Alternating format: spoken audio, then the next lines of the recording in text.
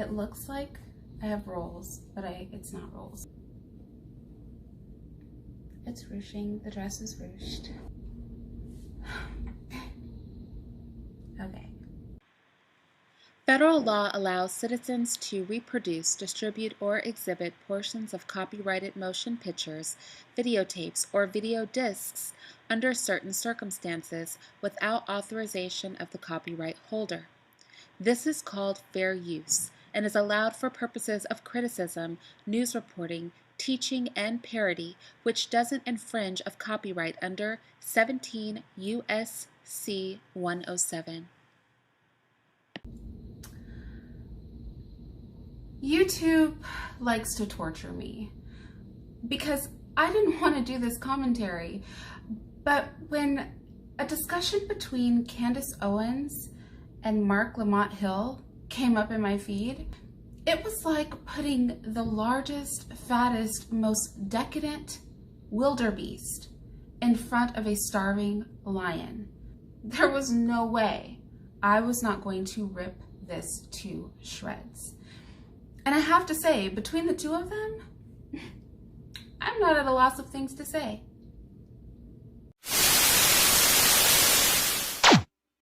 So it turns out Candace Owens has some sort of online show. I was totally unaware of this because I make it a point to attempt to ignore 99.9% of the things that come out of this woman's mouth. However, this was a discussion I just couldn't pass up. Perhaps because I recognize that so many people are going to look at these two individual Black people and feel that they represent the two kinds of Black people out there. You have the homosexual Black Democratic male and the Sambo-like, and I'm not saying that to disparage her, I'm saying that because I can make a direct correlation between the character Sambo, his behavior and ideologies, to hers.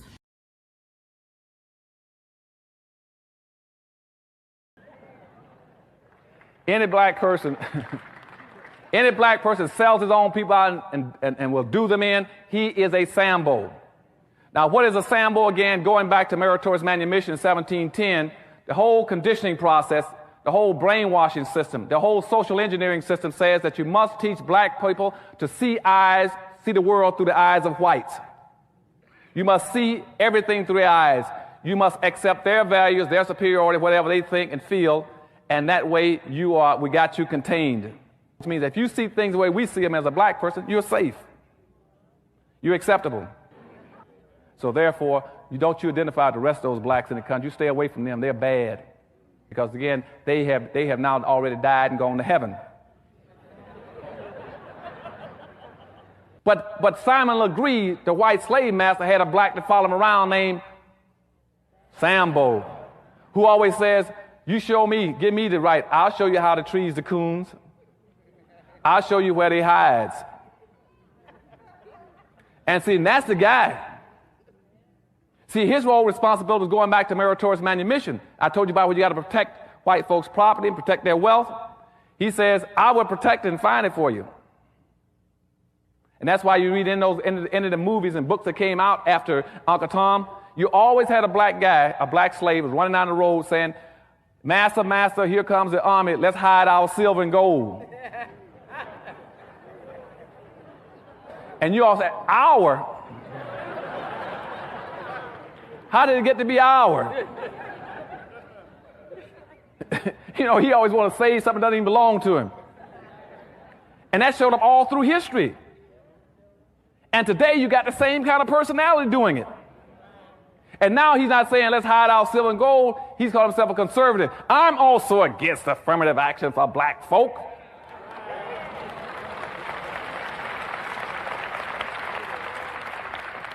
I'm against quotas. I'm against preferential treatment. Even had one running around talking about he wanted to pass a law to stop black folk from discriminating against whites.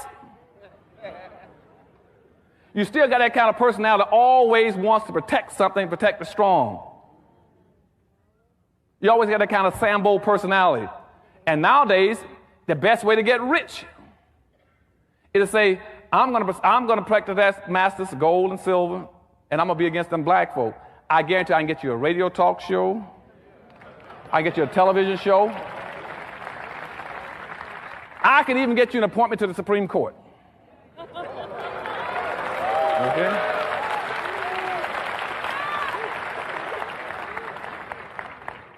You tell me how many black folk you want to sell out, and I guarantee I'll show you how to make money. This was a discussion I just couldn't pass up. Perhaps because I recognize that so many people are going to look at these two individual black people and feel that they represent the two kinds of black people out there. You have the homosexual black Democratic male and the Sambo-like, and I'm not saying that to disparage her, I'm saying that because I can make a direct correlation between the character Sambo, his behavior and ideologies, to hers, and this Republican, ultra-conservative, mildly black-hating female, which somehow managed to encompass, I'm positive, in people's minds, the two kinds of blacks. Conservative black, liberal black. What's hilarious is that most of us don't really rock with the black gay male narrative and don't really rock with the black bashing conservative narrative. We're sane and somewhere in the middle. So I figured, since I sit in that middle ground, why don't I just talk about this a little bit? I just have to warn you, I have a ton to say. These two, this is like liquid gold. Every word that comes out of their mouth is almost controversial. And so you'll have to forgive me in advance if I seem overzealous with my commentary. Marc Lamont is a professor, a tenured professor at Temple University. He teaches media studies. Marc Lamont Hill, welcome to the Candace Owens Show. Thank you for having me. I'm very excited. This is going to be hear. interesting. It is. So let's get right into, obviously, the hot topic of today, which was the killing of George Floyd, the protests that have ensued all across the country because of that, and my comments, which seem to have shocked the world, about me not believing that he was deserving of this martyr status, meaning 4 funerals. I think now we're actually at 5 funerals publicly, a golden casket, the vice president showing up at his funeral, or I think eventually he decided to just do a video, the former vice president, Joe Biden, and celebrities there. And I thought that that actually sent not a great message publicly to the black community. I saw your comments. Yeah. I was like, oh, why did you say that? What did you think about my comments? In fact, I was watching them this morning again. I thought they were off base. I think you pointed out some things that may be factually true, but are beside the point. So to say, for example, that George Floyd had a criminal past, true, right? I don't know whether there's drugs in the system or not. You know, I want to see a little more evidence. But let's say for a moment that the autopsy reports that we say are correct. Both of them, the private one and the private and public so far, right? Did he just say, let's say that both of the autopsy reports are correct? Is he insinuating that 2 autopsy reports got it wrong, that this man was on drugs? I'm pretty positive he was on drugs. Now, don't get me wrong. I definitely didn't see him resisting anywhere in that footage. And what Officer Chauvin did is clearly extremely inappropriate and wrong. He deserves to be in jail.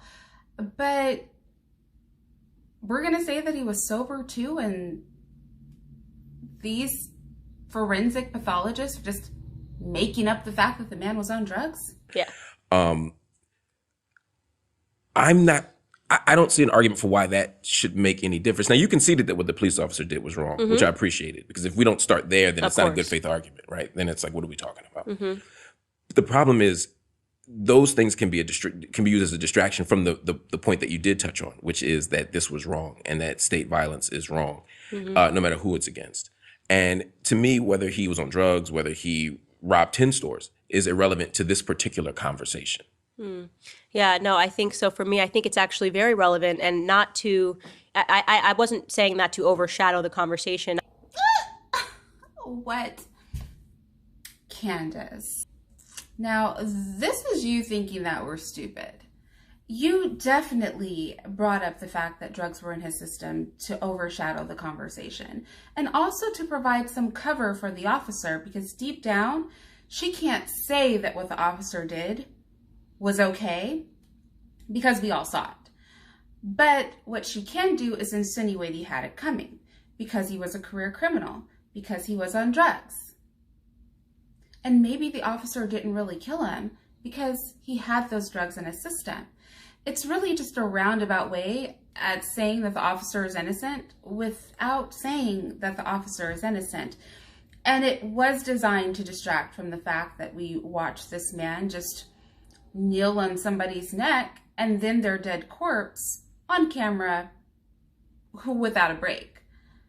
So she's lying. Simply. You did mean to be a distraction. You also meant to get yourself a little clout by saying something salacious and wholly inappropriate about a man that's dead. I actually didn't think that the conversation was being overshadowed because it was actually the first time that there was a full consensus, left and right, that this police officer was wrong. There was nobody disputing it. I mean, even in the Trayvon Martin situation, you had left and right, different opinions, different beliefs of what actually took place. This one, it was just rock solid across the board. Everybody agreed, including the police station. I mean, the chief of police came out and said that it was completely wrong, who was a black chief of police in Minneapolis. The fastest process ever to investigate it and to get him arrested. So, I mean, in terms of justice being served, it was immediate. So what I didn't understand, was why we had the responsive protests when justice was served, right? You're usually protesting because you've been aggrieved or there's been a wrong and you're looking for something to be corrected. This was not that circumstance. And then on top of that, there was a glorification happening of him where people were actually saying that he was a hero. We had little kids wearing T-shirts calling him, George Floyd hero in these marches. I was looking at these T-shirts and that's wrong. I can't get behind that. Okay, honestly, and hate me for it if you want, I have to really rock with Candace on this. The George Floyd hero T-shirts are stupid. That man is not in any way, shape, or form even remotely close to anything resembling something that might sort of look like a hero. Like, not at all. Not a hero. Period. We're not going to play that game. It gives people fodder for saying that you're delusional when you try to use George Floyd as an example of egregious police brutality. Because they look at that and go, this drug addict, ex-criminal, kicked a woman in the stomach man who was committing a crime at the time is not a hero. Oh, I think he's even an ex-porn star. Yeah, that's not a hero makes. Somebody killing you doesn't make you a hero. Now, his death was wrong. 1,000% wrong. That officer murdered him. He should have been ripped to shreds right there on the spot at the time. It sickens me to my core that he got in his car and drove away. But George Floyd is not a hero. Don't get it twisted. I mean, if your point is that you're defending Black lives, this whole platform is supposed to be about Black lives. George Floyd spent his entire life harassing Black people and destroying Black lives. So I just don't see how it can be both. Okay, so back it up, Candace. Whilst I'll agree George Floyd is not a hero, defending his life is not about whether he was a good person. It's about the fact that Chauvin was a bad person and that people like Chauvin permeate the criminal justice system, specifically those who have community contact like police officers and sheriffs. So I don't know why we're convoluting the two things. We can absolutely say that all Black people, that all people for that matter, if you prefer, deserve proper treatment by the police and ought not have themselves choked to death in public and then their corpses leaned on. It is possible to say the two things. George Floyd is not a hero, and yet, despite his non-hero self, what happened to him was absolutely 1,000% wrong, and we are going to use his death as an example that nobody gets to put a value on the lives of the people that the police encounter. That's fair. I would disagree with that. So the first point is the justice wasn't done yet, right? One officer, at the time of the protest, one officer was arrested. There were 3 who stood there with their hands in their pockets, doing nothing, watching him die. They were complicit, and they were fired, right? But they weren't arrested. Wait, standing around with their hands in their pockets? I felt like 2 of them were helping hold him down. Am I going crazy? Am I tripping? Were there not like 3 or 4 people there? There was like the one guy who literally kind of was standing around with his hands in his pockets. And then there were a couple behind the car that were actually assisting in the holding down of George Floyd. That's not really standing there with your hands in your pockets, looking confused. So you felt they should have been arrested immediately? They were rookies. So I mean, I was trying to be a little sensitive to the fact, and I still don't know how I feel about that. Like, they were rookies. It was their 3rd or 2nd day on the job. This guy was a senior, had a senior position. He's been here for years. Yeah. They were probably, 2nd or 3rd day on the job. You're looking at this guy and you're going, this must be the right thing to do. But if everyone in America could see that this was the wrong thing to do, right? Like you said, bipartisan agreement that this is not what we're supposed to do.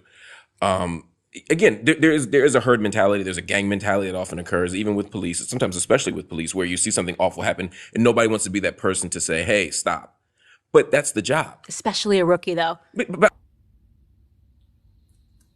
Okay, so strangely, by making this whole rookie argument, and they shouldn't be held accountable, they were rookies, they didn't know what to do. It's funny because everybody watching knew what to do. And if you saw that tape and you're actually a human being, you knew what to do.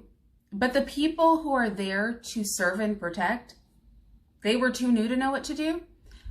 Even if I bought that, it's weird. Candace Owens is actually somehow making the argument for one bad apple ruins a bunch. You see, her whole premise is they were new, he was old, they assumed he knew what he was doing, so they all went along with it, despite clearly seeing that what he was doing was 1,000% wrong. But that just lends to the argument of people who want to defund the police.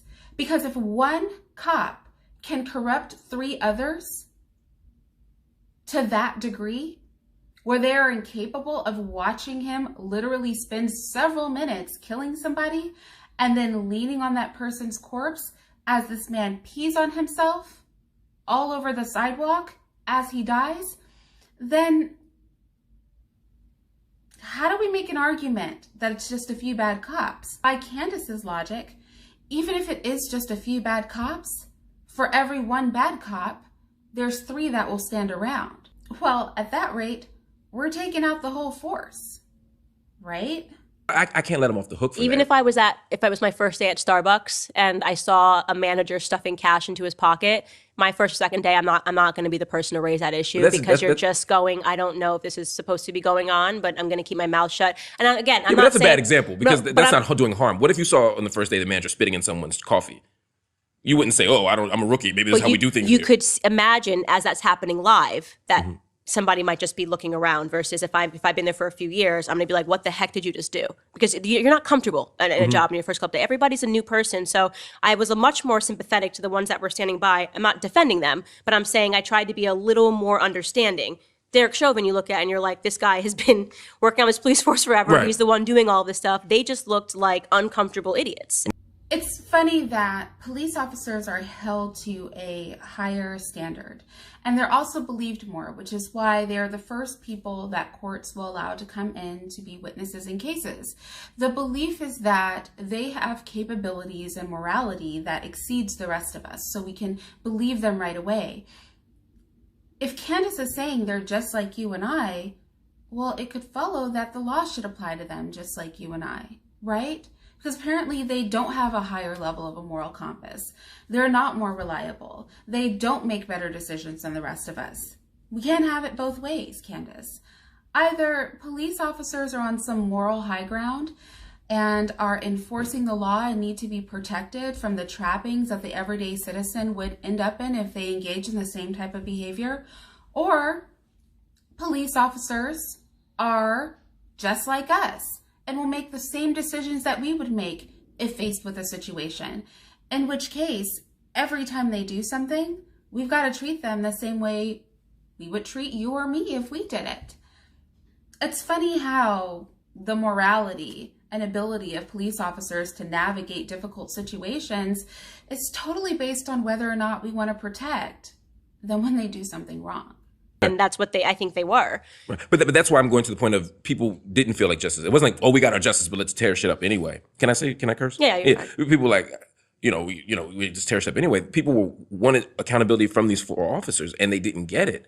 And so, and whether we think it was fast or slow is not really the point. I'm just saying I would dispute the idea that justice was solved and we kept going anyway. The other point here that you raised, which is an interesting one, is about actually, let me say one more thing about the first point. The other thing here was these protests weren't just about George Floyd. They were about a sea of issues, and this was like the culmination point, which often happens in history, and we can talk about that. The other thing, though, I think about raising him to the level of hero.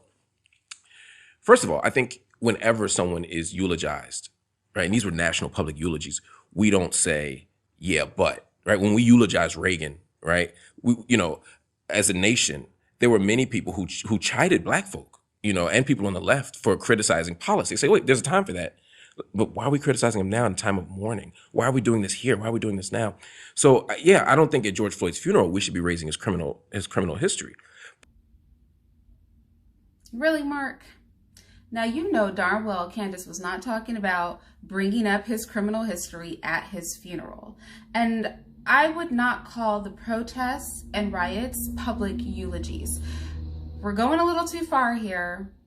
We can say that the man was trash, but he didn't deserve to die. You can't just choke people to death and we're going to toss shit over it. The two things can be true. But again, I don't see how that's relevant to the issue here. No one was saying that he was a champion of Black people his entire life. Nobody is saying he was a champion of Black people, really, ever. I mean, he does have that one comment that he made where he talks about Black on Black violence. And just saw my homegirl Nikki from South Lawn lost her son, man. Our young generation is clearly lost, man. Clearly lost, man. Like, I don't even know what to say no more, man. Like, you youngsters just going around, just busting guns in crowds, kids getting killed, and it's clearly the generation after us, man, that's so lost, man. Man, I came into Houston and the nigga told me, yeah, Floyd, that young nigga the truth, man, right there, because he could bust a gun. Man, I knew it was crazy then, a nigga my age saying this here, man. You know what I'm saying? And condoning this shit, bro. You know what I'm saying? And like half them young niggas shooting them guns go home and they knees shaking at night. But they don't show it to nobody because, they ain't tough then. Hey, man, come on home, man. One day it's going to be you and God. You going up or you going down. You know what I'm saying? But at the end of the day, human beings are complex. Nobody is 1,000, well, some people might be. Some people might be 1,000% bad. But most of us have good and bad qualities. And even if we make bad choices, it doesn't mean we're bad to the core. So, champion of Black people his whole life, that kind of insinuates that he was a champion of Black people. And one correct comment about Black on Black violence does not a champion of Black people make. Let's just back it up here. Again, he doesn't have to be a good guy in any way, shape, or form for us to say that the way he was killed was bullshit. The point was, regardless of who he is, his life mattered. His life was worthy of protection. In some ways, I am actually interested to think about what it means for us to fight for someone who wasn't perfect. Because very often we only fight for the middle class, cisgendered, straight, heterosexual guy who was going to college on Monday like Mike Brown, or we have to put Trayvon on a horse to say that he didn't need to die. And it's like, that's not the point. You shouldn't have to be perfect to I live. think it is the point because, and this is my problem with our community, is that Black Americans are hypocrites. We are hypocrites, right? So you say, oh, well, it's not the point. Well, where were we on the issues of kids getting shot, actual innocent Black victims being killed, every weekend, every day in the inner cities? Nobody cares. If you want to give somebody a funeral and you want to have it be 5 days long, why not do that for Tyshawn Lee, the 9-year-old kid who was wearing his school uniform and playing basketball when he was lured into an alley by, an older Black man who then shot him point blank in the head 2 times because he didn't like his dad. So on edit, as I was editing this video, when she made that comment, about Tyshawn Lee being killed by a black man because he didn't like his father. That is horrible. I would never want to see a child harmed. But the white people that she thinks are so amazing and wonderful, they kill children all the time. They do it in their wars, and it's not just one child, it's many. So I thought I would just take a pause for the cause to point out all of the millions, billions of children over the past couple of 100 years since whites started to spread themselves throughout the earth with colonialism that have died because they didn't like their dads. These particular pictures are from Iraq. I picked Iraq because we all can remember it. But let's be clear. Vengeful murder with disregard for life of children is not a black thing. That one man, at best, did something that was a microscopic version of the race that she says and believes is so wonderful. The difference between Candace Owens and me is I recognize that what happened to Tyshawn Lee was horrible. But I also recognize that it is equally egregious what Western governments, white-ran Western governments, do throughout the earth by the millions. See, she's quick to call us out, but I want to wait for her to call them out too. But then her job is to protect them, not to be honest. And it was like, it was gang violence. Nobody cared. So this whole idea, there's this uprising because you care about black lives. Don't pretend you care about black lives. You like the political expediency of caring about a black life, if and only when they die at the hands of a police officer, or die at the hands rather of a white person, because it doesn't even have to be a police officer as long as it's a white person. But we kill ourselves faster and nobody cares. So for me to say that she doesn't have a valid point would be a lie. She does have a valid point. But I think something we need to put in perspective is that they're really talking about Black Lives Matter. This one organization who doesn't really care about black people at all, they just care about gay people. And we're going to see Marc throw on his cape because he clearly is BLM, obsessed. And he's going to try to defend Black Lives Matter. The media and Black Lives Matter don't care about the black community.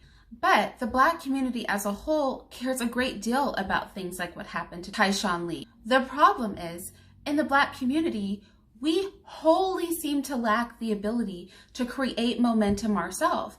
It almost takes a paid, likely white-backed, manipulative organization to pretend to care, and liberal media to pretend to care for us to know. Now, this is partly because a lot of us consume liberal media, so we don't know about a lot of things until we hear about them on liberal media. It's partly because Black Lives Matter and other organizations of its ilk are able to organize very quickly and have money behind promotion to get people to come to these events. But to say, despite that, at a grassroots level, we don't have the strength and power to speak out so that we are heard by the outlets who won't pick up these stories and pick up our outrage, I think that that would be disingenuous. The black community definitely plays a part in this belief that we simply don't care about Black death on the whole. That said, we can hardly compare Black death at the hands of authority in the way that we can care about Black death at the hands of equals. This is what I mean. For example, when children hit parents, there's actually a thing called parental abuse, but there's not a parent protective services. Have you ever noticed that? I mean, we'll get to the elderly in a minute, but just like me, I'm a parent. There's not a protective services for women between the ages of 30 and 50, okay? It's just not a thing. There's not a protective services for that, to protect us from our kids that might abuse us. It's not something that exists. Why? Because as parents, we have more power than children. We're capable of doing things to them, and they are often defenseless against our attacks.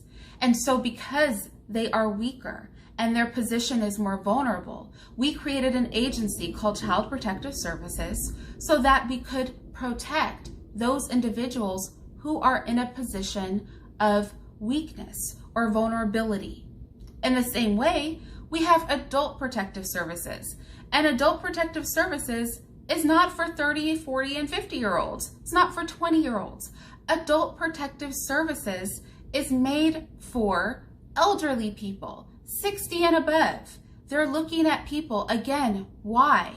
Not because those of us between the ages of 20 and 50 don't matter, because when you get older, you become much like a child. You're not capable of protecting yourself. You're more vulnerable to attack and abuse.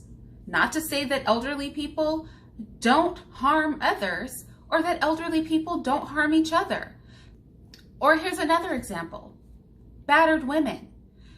Women hit men. In fact, women abuse men more often than men abuse women. Women, we will hit men for everything.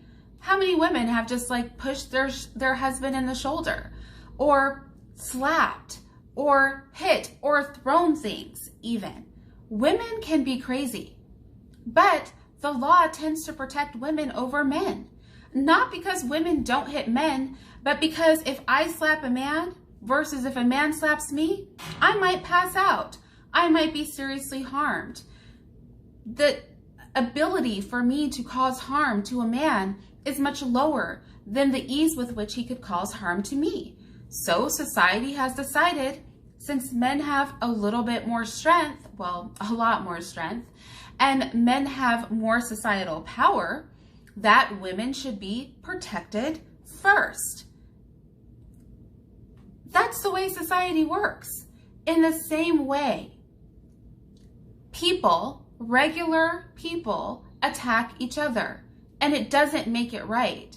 But it's more egregious when the government abuses their power and with impunity harms the community. Does this mean that community violence is not important? No. But I think people recognize in the way we do with children and parents, with the elderly, and with women, that violence is different because they are capable of doing it with impunity. We watched Chauvin kill a man, and nobody felt the ability to stop him because he was a cop. We watched him lean on the corpse of this man after he murdered him, and nobody felt the ability to stop them, according to Candace, not even the other officers with him, because he was a cop. He got in his car and he drove away. That's why people are outraged, because authority has the ability to do something like that, because they are authority. You or I, we don't have that option. So can you name the last 10 Black people that died of homicide in this country? Girl, Candace, can you name the last 10 Black people who died of homicide in this country? Like, are any of us keeping a rolling list? Let's just keep it real. But also, let's keep it real that homicide is the least committed crime in the country, too. It's not like there are just tons of people getting killed in America. There were literally like 16,000 murders in the last full FBI UCR. Actually, you guys, I was wrong. I highlighted the wrong stat. It was actually less than 16,000. Apparently, murder dropped by 6% between 2017 and 2018. So, yeah, good for us. So 2019's is a preliminary report. 2018 is the last full UCR that we have. 16,000 murders. There are 350 million people in this country. Murder is not exactly something that goes on hardly ever in the United States. Just some food for thought. Because it wasn't George Floyd. Of course not. Of course not. But Why not? So because there is let me go to the first point you made. Tyshawn Lee, of course, that's something we should be sad about, and I think black folk are. I've never met a black person who didn't care about black on black violence. Protests? We can talk about the protests of that. Let me finish this other point, though. I think when you get to Tyshawn Lee, the point is we mourn him, right? My issue with you with George Floyd was, imagine if we mourn Tyshawn Lee, we go to his funeral, and then you bring up the fact that he was a schoolyard bully, hypothetically, right? It'd be like, well, yeah, okay, maybe he was a schoolyard bully, but that's not relevant to this thing we're talking about right now. I'm okay with you talking about violence within the community. The question is, do we want to bring it up here, and what political work does it do to criticize him in that space? I think it's especially important to bring it up there. And I'm not talking about being a schoolyard bully, because that's totally different. That almost sounds petty. But when you're talking about somebody who ran drugs to the black community, a huge issue that black Americans always talk about, oh, the reason there's so much addiction, is because of drugs. The reason that there's drugs, and people point to the idea that, the CIA ran crack into the black communities. Wait, people point to the idea that the CIA ran crack through the black communities, Candace? Or the fact, because it is a fact, that the CIA ran drugs through the black community? With the CIA on the sale of narcotics in West Los Angeles, on the possible connections with the CIA on the sale of narcotics in Los Angeles, on the allegation of use of funds to support the Contras. I would say that that all of this story, rather than about crack, is about crap. That's my crap. Yes. Rather than crack is crap. That's the way I look at it. It's a preposterous, unfounded, ridiculous.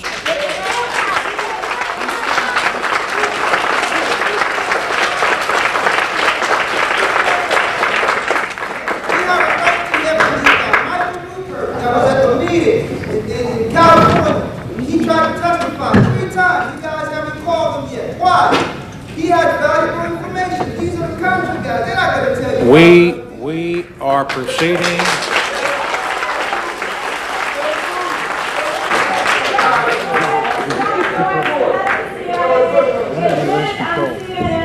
Conducted investigation to investigate George Bush. And here's the evidence in this special report if anybody cares to find out what the truth is. Now, I'm going to break this down to baby food level for people who might be confused by Candace. The CIA is made up of individuals, correct? So, since the CIA is made of individuals, if individuals who are employed by the CIA pump drugs into the black community, is it fair to say that the CIA supplied the black community with crack? I'd like you to look at what website I am on. It's justice.gov. It's actually a government website. Feel free to take the URL and Google this yourself. It says it is undisputed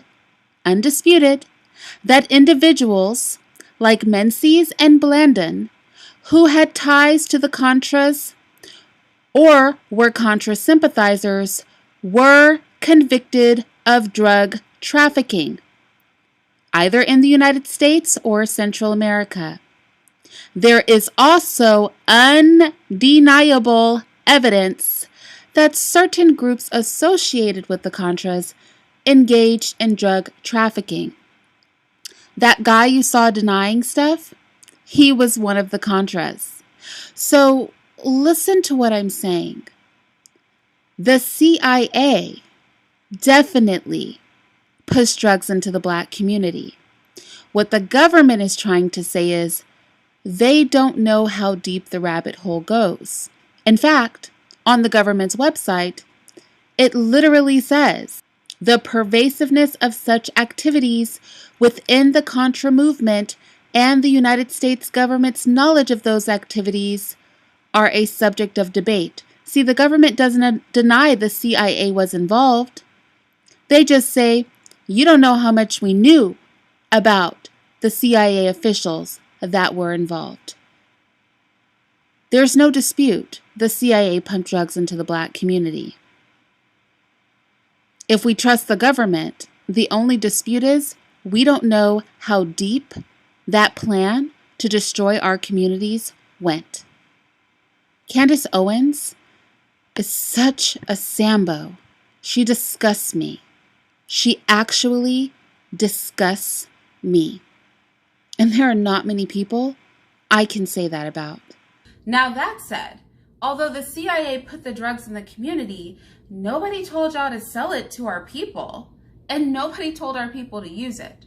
So the CIA gave us the gun, so to speak, and we pointed it at each other. There's some dual responsibility here, if we're being honest.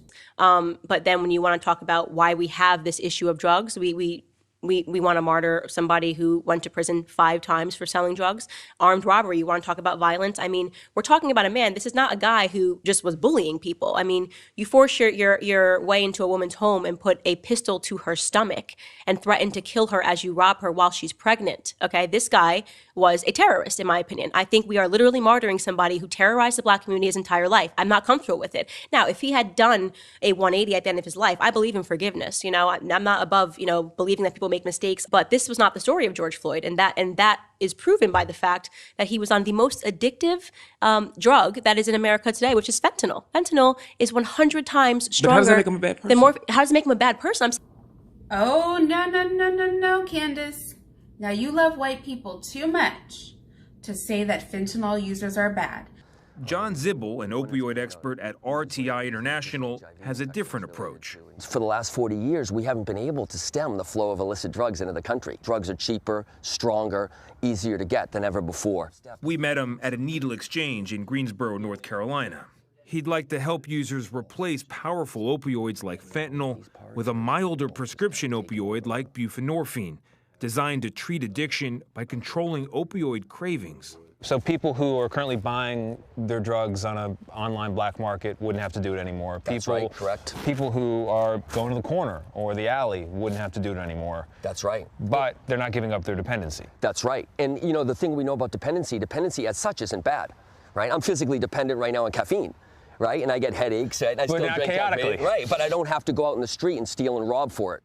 It means the promise of a normal life for people like Jacob, just maybe not a drug-free one. Now we know for a fact that opioid users, and fentanyl is an opioid users are victims. When society tallies up the toll of the opioid crisis, do you include yourself in those numbers? Yeah. I mean, I was a victim of the pharmaceutical companies, but I'm not going to let myself become an overdose statistic. And that we do not want to repeat what we did in the crack epidemic with opioid users and call them bad people. They're not bad people. They're in the throes of addiction, Candace. In tonight's Eye on America, Tony DeCopel introduces us to an addict determined to live. So this is fentanyl. It's 10 milligrams right here. They say the lethal dose for a non-tolerant person is 2 milligrams. So this is enough to overdose 5 non-tolerant people. For me, this is like 1 dose. You've had fentanyl in your system every hour of every day for how many years now? 2.5 years. Opioid addiction afflicts more than 2 million Americans.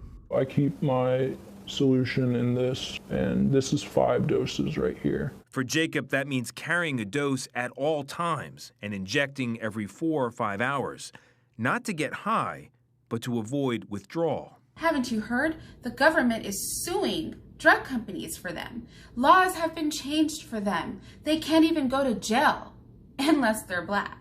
So let's not double talk. George Floyd doesn't get to be bad because he was on opioids, right? Or does that only apply to white people? The idea, I'm attacking the narrative but then after his 9th stint in prison, which is, by the way, if you want to talk about a record, going to prison 9 times is very difficult to do before he turned 40 years old, and he did it, okay? And then people wanted to say, then he moved to Minneapolis, changed his life around. I have a problem with the lie. I don't like a lie. He didn't change his life around. He was still doing drugs, he was still pushing drugs, and he was high on fentanyl and methamphetamine at the time of his arrest. Which, by the way, fentanyl, literally, quite literally, is what doctors give to patients when they want to bring down their breathing. And my problem is we can never have an honest discussion. There are so many Black victims in the world, true victims of homicide who have done nothing wrong. Maybe they were high school bullies. There are so many Black victims in the world, true victims of homicide who have done nothing wrong. Maybe they were high school bullies. There are so many Black victims in the world, true victims of homicide who have done nothing wrong. Maybe they were high school bullies. See, she lets her real thoughts come through. That's why I was saying earlier, I said, when they talk about George Floyd's criminal past, what they're really saying is George Floyd deserved to die. And she let it slip out. Her mouth betrayed her heart, which is real victims of homicide. Those perfect people that get killed. Not the bad people who just happen to get killed by other bad people, but just the real victims of homicide, the truly innocent people. We only want to count those. That's what she means. And she let it slip out. He was a true victim of homicide. No, I'm saying, when I say, he was a true victim of a homicide, who knows at the end of the day, because right now there's disputes in the medical examiner reports. Some are saying that he actually died from fentanyl. By some, she means one. His breathing was complicated by whatever. Then they got a private person. I'm not a doctor, so I'm not going to dispute the manner of his death, but I am going to agree that what Derek Chauvin did was an example of police brutality, regardless of whether or not is exactly what led to his death. Right, because the cop can't be liable. Not in the world of Candace. That would cause her to lose some of her clout. After all, the rule is deny, deny, deny, and when all else fails, deny some more. I just don't think it's honest. It's not okay to me to elevate somebody who traumatized Black people their entire lives. He was a bad man. And is it relevant? Yeah. When you're putting him on t-shirts and you have little kids wearing posters and crying, yeah, that should not be your person that you're looking up to. I wouldn't tell my kids to put on a George Floyd t-shirt. Yeah, I don't think the world is looking up to George Floyd. I think they're looking to his death as an example of what's happening to us every single day in societies. And I think that's it's not happening to us every single day in society. Oh, it absolutely is. What is? Excessive force, police brutality. Your police are killing Black Americans every day? No, brutality, excessive force. I'm not talking about death. Now, I'm about to say something you probably haven't heard before. The police definitely kill somebody every single day. How many of those people are Black is debatable, but the fact that they're killing them is not. Let me start at the beginning. So, no one knows for sure how many people the police kill while they have them in custody, while they're arresting them, all of that. But in 2013, there was something passed called the Death in Custody Reporting Act. It was supposed to go into effect December 2014, but federal officials haven't gathered the data or made it public. Representative Robert C. Scott of Virginia introduced the legislation, which basically created a law that was based on an older law from 2006 requiring states to submit quarterly reports on deaths in police custody. Representative Scott's law, however, requires that the Attorney General collects information from each state as well as all federal law enforcement agencies with regard to people who die under any number of conditions. If their death occurs while they are detained, under arrest, in the process of being arrested, if they're en route to be incarcerated, it doesn't matter where they're incarcerated. It could be at a jail, county jail, municipal jail, a state prison, a state boot camp prison, a boot camp prison that's contracted by the state. Basically, any state or local contract facility, correctional facilities of all kinds, including juvenile hall. If you're in the system and you die while you're being handled by authorities, they want to know.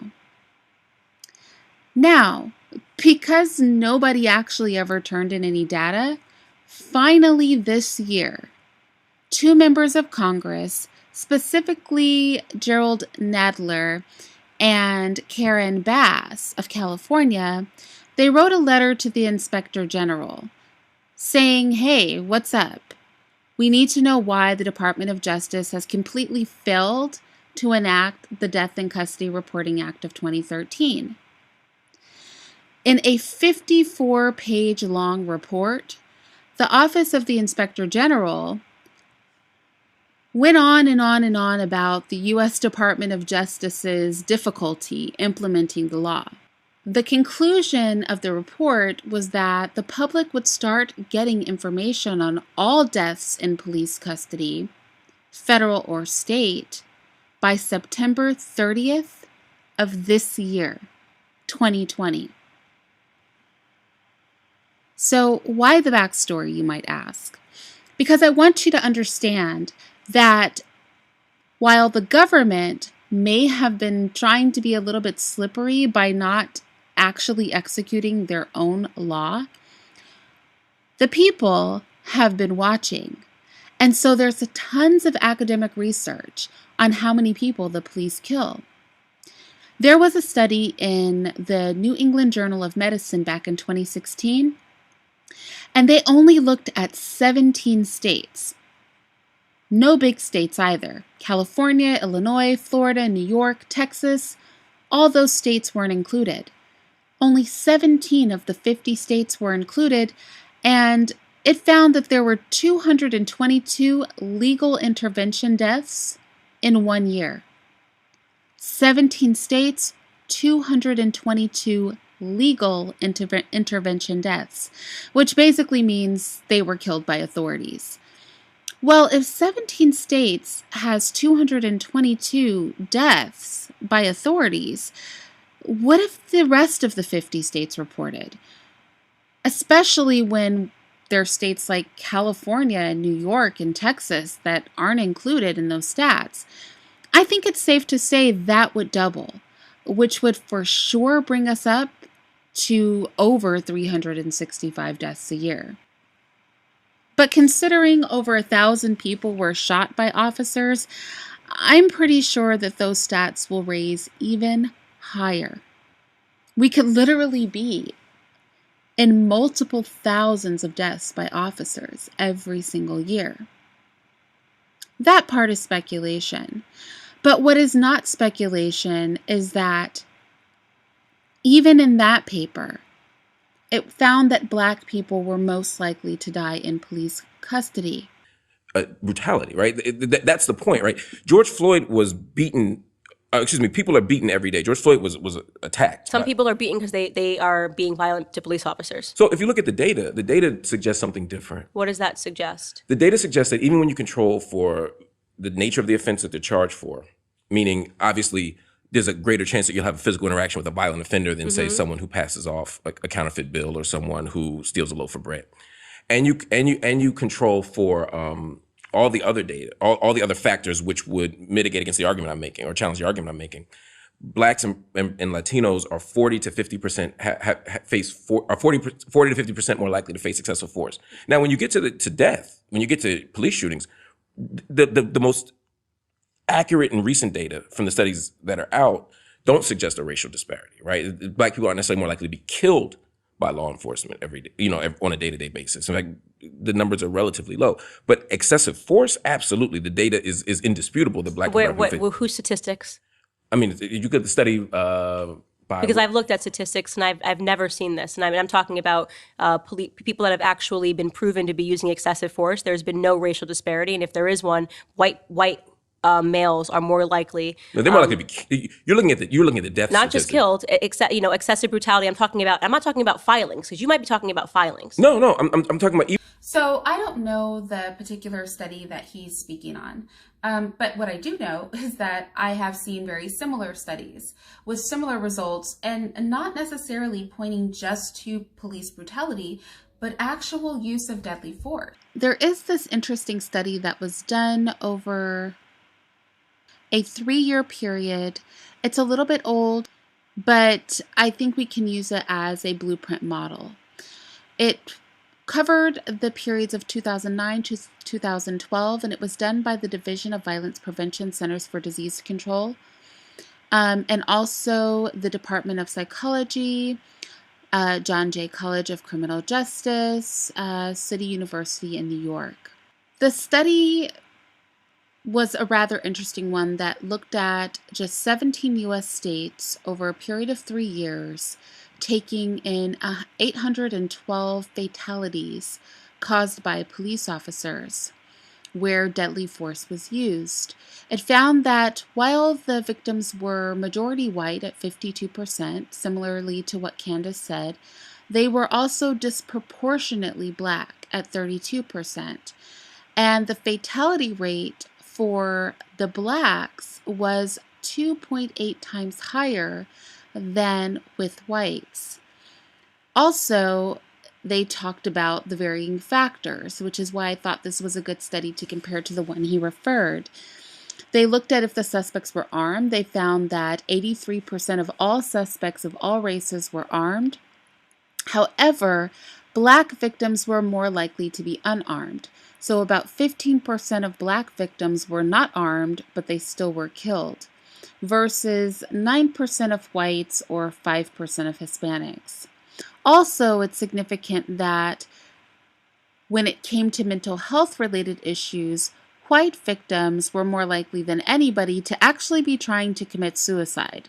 It's worth noting that the white statistics drop even more when you consider that almost 20% of the whites that are killed by cops were trying to get themselves killed.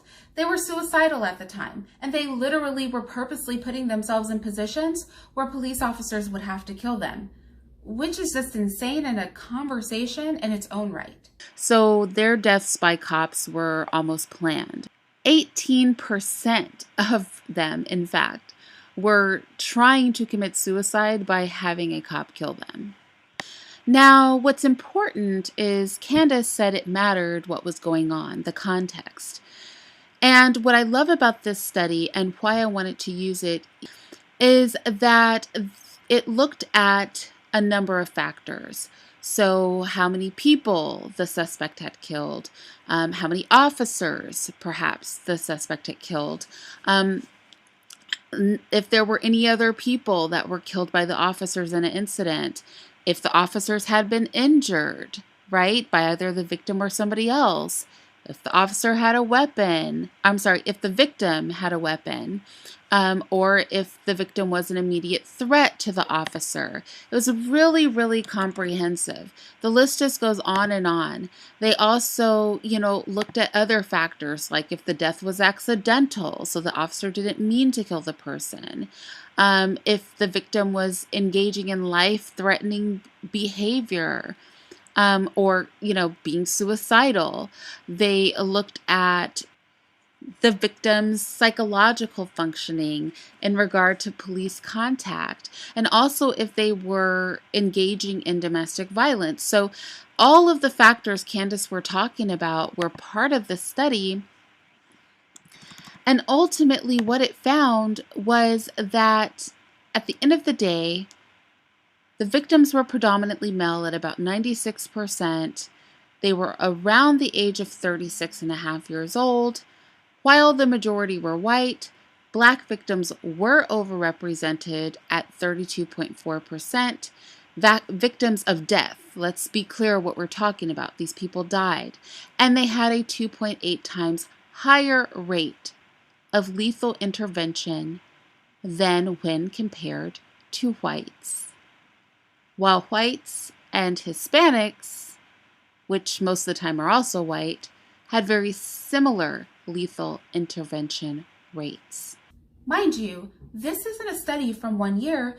This is a study that spanned a 3-year period. Even when you look at, I'll give you an example. Roland Fryer has a study in 2019, the Journal of Political Economy, that's been reviewed, peer-reviewed, et cetera. And he actually pushes back against more stronger arguments on my side, which I'm not invoking because I would say I think Roland's study is actually more accurate and less in my favor. But the data that they're submitting, ironically, is from police departments. Right. So we could intuitively believe that the most racist police departments aren't submitting the data. So these are the police departments saying, hey, we're doing this right. We're willing to show you this stuff. And 40 to 50% of that 40 to 50% higher rate among black and brown people of excessive force, being thrown to the ground, also being handcuffed without arrest. So he's on point about this study. When we talked about non-lethal force, meaning things that didn't kill people, blacks and Hispanics were found to be 50% more likely to be harmed by police. Now, when they took into account things that they called civilian behavior and important context, so if there was a weapon present, if the person was resisting, things like that, it did slightly bring it down under 50%, but the disparity was still large, and there wasn't really an understanding as to why. I could take some guesses, but I'm sure you can figure it out. So just to introduce that data and say they're being thrown to the ground means nothing unless you say what the reasons were for them being thrown to the ground. Do you get what I'm saying? So that data is very subjective. Well, now, if you're saying like, they threw him to the ground because he was running and they had to throw him to the ground, and you saw a police report where they've studied and it says this person was thrown to the ground and he was black. Okay, well, the answer could also be that you look at the statistics of who's more likely to fight back against police officers, and the answer is black people. So data can always be manipulated to give you the answer you want to hear, which is why I think the most concrete evidence. That's what you look at the study, though, because they actually addressed the point you're raising, and they said that. So she clearly wasn't listening. This study accounted for that type of behavior, which is precisely why Marc used it. This study accounts for civilian behavior, the behavior of the person being arrested, and the context with which the force was used. It accounts for that. So why is she still rambling? I'm talking about deaths now. White Americans are 25% more likely to be killed by police officers. If you're talking about deaths, police officers are 18.5 times more likely to be killed by a black man than the other way around. Why aren't police, honestly, a protest by police officers against black men would make more sense. Why aren't police, honestly, a protest by police officers against black men would make more sense. Why aren't police, honestly, a protest by police officers against black men would make more sense.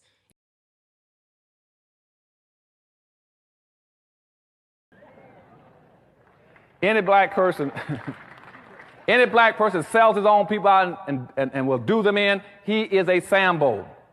Now, what is a Sambo? Again, going back to Meritorious Manumission 1710, the whole conditioning process, the whole brainwashing system, the whole social engineering system says that you must teach black people to see the world through the eyes of whites. You must see everything through their eyes.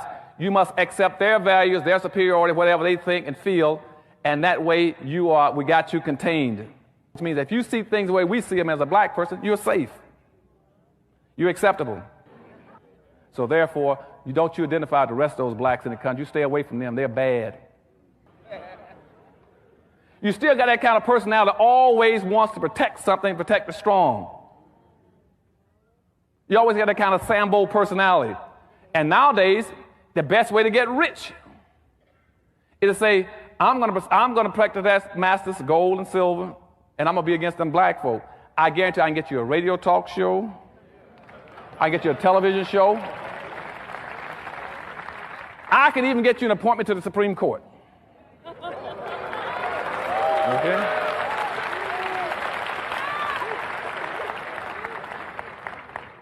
You tell me how many black folk you want to sell out, and I guarantee I'll show you how to make money. I'm talking about deaths now. White Americans are 25% more likely to be killed by police officers. If you're talking about deaths, police officers are 18.5 times more likely to be killed by a black man than the other way around. Why aren't police, honestly, a protest by police officers against black men would make more sense. Okay, I love that she made this argument again, because she's made this argument before and I've clocked it, but I've never bothered to dig into it because it just seems stupid. So let's take a look at the police death statistics. There were a total of 48 officers killed by felonious deaths in 2019, meaning there was some sort of wrongdoing on the part of the suspect or something like that caused the officer's death. But equally, there were nearly as many accidental deaths of officers. 41 accidental deaths of officers. So an officer is just as likely to die in an accident on the job as they are to be harmed by somebody. And it should go without saying that all 47 of the officers that did die feloniously weren't killed by black people. So it would be really weird. 700,000 officers employed, 47 of them died in 2019. So that's not a very risky job. And I should say again, I want to correct that. 47 of them were killed in 2019. I've seen Candace minimize shooting deaths that officers have caused of Black people as barely anybody. Last year, a total of 9 unarmed black men were killed by police officers. Okay, so you see how she's minimizing the number, but let me tell you what's really funny about this. I don't think Candace Owens does her own research. And the reason I don't think she does her own research is because there was a huge scandal over something that her boss said. That's right, Charlie Kirk, the founder and president of the conservative group Turning Point USA, posted on Facebook that in 2019, only 8 Black men were killed by police officers.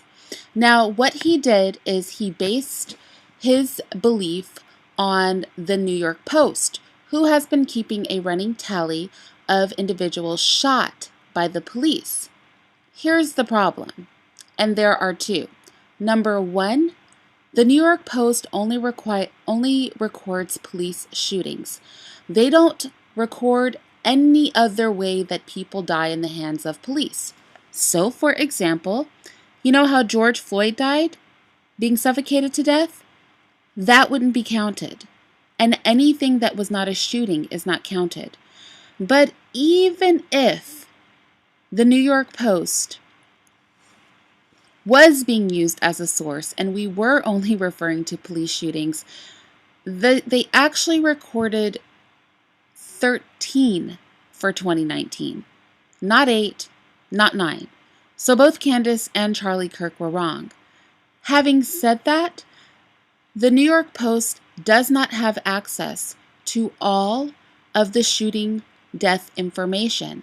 They only have access to what comes through them in tips and what is openly supplied. That's why we have the Death in Custody Reporting Act, because the government doesn't even know how many people the police are actually killing. But I guarantee you it's more than 9. And if you're just tuning into this live or this video, please rewind because I give receipts for that. That's not all the people officers killed. Those are just the shooting deaths, because most death statistics with regard to the police only look at people who were shot, not people like George Floyd who weren't shot, right? Who were killed in another way. But with that said, if it's minimal and minuscule and such a petty thing to whine over 1,000 or 1,500 Black deaths, then how petty would it be to whine over 47? I'm asking for a friend. No, it wouldn't. It should be 18 and a half times louder. No, it wouldn't. And this goes to the question you asked about why we're not protesting Black on Black crime. Prisons are filled with Black people for killing Black people. Prisons are filled with Black people. No, how many of them are not caught? I'm not saying everyone who does it is caught. My point is that Black people have a good faith expectation that we'll go to jail for doing crime, right? It's not like there's no narrative that Black people don't go to jail for stuff, right? The problem is with law enforcement, when it's the other way around, when law enforcement does crime against us, or does the daily ritual of excessive force against us, we now don't have a good faith belief that they will be arrested, that they'll be fired, that they'll be arrested, that they'll be tried. And if they are tried, we have no belief that they'll be found guilty, even if the evidence is overwhelming. And so what we're protesting against is a system that is supposed to be honest and fair, but isn't and doesn't yield just outcomes. So part of why when somebody in my neighborhood, gets shot and then that guy gets carried out in handcuffs, we're not protesting, not because we're not outraged by it, but protesting doesn't actually stop person A from killing person B, right? The protest is to stop at the level of the neighborhood. But when it comes to police, the idea is that we're protesting a system that's supposed to protect us, and they have the highest responsibility. Yeah, but I mean, police. Again, looking at the data, And again, I'm talking about death because excessive force, as soon as you use the word excessive, because it's an adjective, it lets you know that it's subjective, right? Excessive is like saying tall or short. No, It's not. subjective. It's not. No, that's not subjective. They've operationalized it. So it's specifically use of violence when not use of violence beyond what's necessary to detain a suspect, or use of violence that's unprompted, right? So they've operationalized this, and again, they're basing this also on the response of the officers, right? They're basing it even on officer reports. That's why I strongly encourage you to read the study. I mean, I will, again, because I'm flying in the dark here, because you're telling me about a study that I haven't actually read, and I definitely have studied this, and as I said, perhaps they have operationalized it and there's a way to determine what's considered excessive force. I don't know that, and perhaps you're right, I don't have that study in front of me, but we do know. Honestly, I don't know what he's talking about. Candace is right. There's no definition of excessive force. I tried to vet this, and I went to the National Institute of Justice, which is our government organization, and they blatantly say on there that there's no standard for excessive force, that it's taken on a case-by-case basis because there's not a uniform determination that can be made in unique situations. So I kind of feel like he's just making that up. I don't know where he's heard of it. Maybe he's getting desperate to punch holes in her argument, but honestly, her argument doesn't need desperation hole punching. It's full of holes all on its own. Is that people that are protesting out today are not protesting because they believe that police officers are using excessive force. Oh, they are, though. The whole mainstream narrative, when they're having people on and talk on CNN and Black Lives Matter, they're... Oh my gosh. Nobody likes Black Lives Matter, Candace. Nobody cares about them. And I think she knows we all hate them. Her entire platform is about Black men dying unarmed at the hands of police officers. It was founded upon that concept. So I hate the fact that we're now shifting and pretending it's about something else, and we're widening the net. And we're making it about excessive force, studies that nobody is talking about on CNN. Everybody is talking specifically about the idea that a Black man that is unarmed is likely to die at the hands of a police officer, and that's fraudulent. It's a lie. No, it's not a lie. I call on my previous report that specifically looked at people killed by police and accounted for those who were even unarmed. And there's a disparity there, a huge disparity. 32% of those killed were Black, and of those, almost 15% weren't even armed. So unequivocally, Black people are killed disproportionately more by police officers, and they are the highest rate of people who, when they are killed, are totally unarmed. That's facts. So, Black Lives Matter actually wasn't founded on that. It was founded on Trayvon Martin's death, which had nothing to do with law enforcement. George Zimmerman wasn't a law enforcement officer. Well, I do like that he called her out that Black Lives Matter was not founded on this police brutality thing. It was just founded on white people getting off for killing Black people, getting hugs and stuff after they killed Black people, and holding eBay auctions after they murdered Black people. But it is a homosexual organization that's really pushing an LGBTQAI plus agenda, so screw them. So from the beginning, we're talking about the kind of sense of unsafety, unprotectedness that Black people experience, not just from law enforcement, but really around in every sector of our lives. Black people, not just men, but women and anyone else. I said men, women, anybody else. Yo, who's anybody else? There's like men and there's women. Who's the anybody else? That's the first thing. And I think Black Lives Matter has always talked about the daily violence, among other things. If you look at the Movement for Black Lives policy statement, they're talking about all kinds of stuff. It's always been It's actually most about LGBT movement now. Candace called it out. Go on, girl. Now, Candace and I will vibe on the gay thing. Candace is right. Black Lives Matter is really a gay movement using Black faces to push their gay agenda. It's a wide net, but it's an interesting. But that's the problem. You create a wide net when you're full of bullshit. Right? When you know you're bullshitting. It's like, we're not just about, we're about trans rights and police. I mean, it's like maybe one sentence now that's even about police anything. They've really kind of dwindled it, and it's actually more about equality for trans something. But this is okay, Candace is actually wrong. I went and I looked at the Black Lives Matter mission statement, and I'll roll it on the screen, but it's like blackly, blackly, black, with some blackness and a blackly black. And then like the trans and the gay stuff is kind of pushed in at the end. So she's kind of putting too much on it. It's not like one sentence, like literally it's like paragraphs of Black stuff.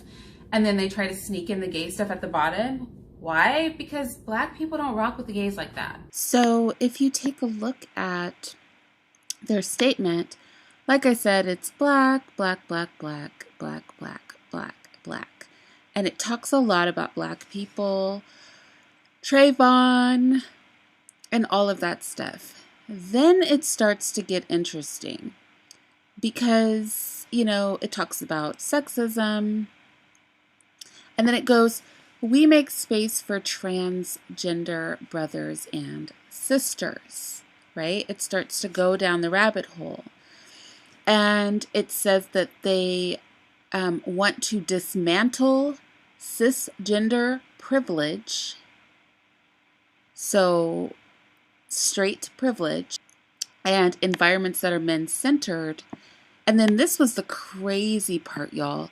They literally say, which I could not believe, they literally say they want to dismantle patriarchal practice, and they want to disrupt the Western prescribed nuclear family. Like, they want to destroy families. Like, you literally cannot make this up. But who would put "we want to destroy families" in their mission statement? But they do. And then they go on to say they're a queer affirming network. So I guess my point is, they put it at the bottom because most Black people are pro-families, pro-male leadership, and not pro-gay. But it's interesting that they want to disrupt, you know, nuclear families and dismantle male leadership. Just keep that in mind. But one thing is that, again, Black death is so ordinary in this country, right? Yeah, because we do it the whole time to ourselves. Okay, so I do want to just point out that whites and Blacks kill other whites and Blacks at about the same rate. So they're both around 80%. Now, I think it's really important to also point out that although the chances of us harming within our respective communities is about the same percentage mark, our population is much smaller than theirs.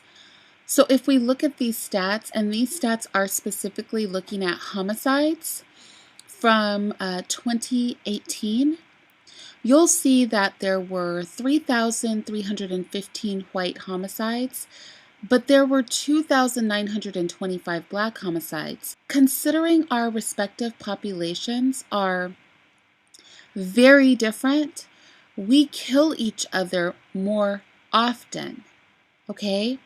So the rate of intercommunal violence percentage-wise is the same, but only if you don't take into account that our population is very small and we kill almost as many Black people amongst ourselves as whites kill amongst themselves, which is a problem. And if we're not honest about that, then we can't address it.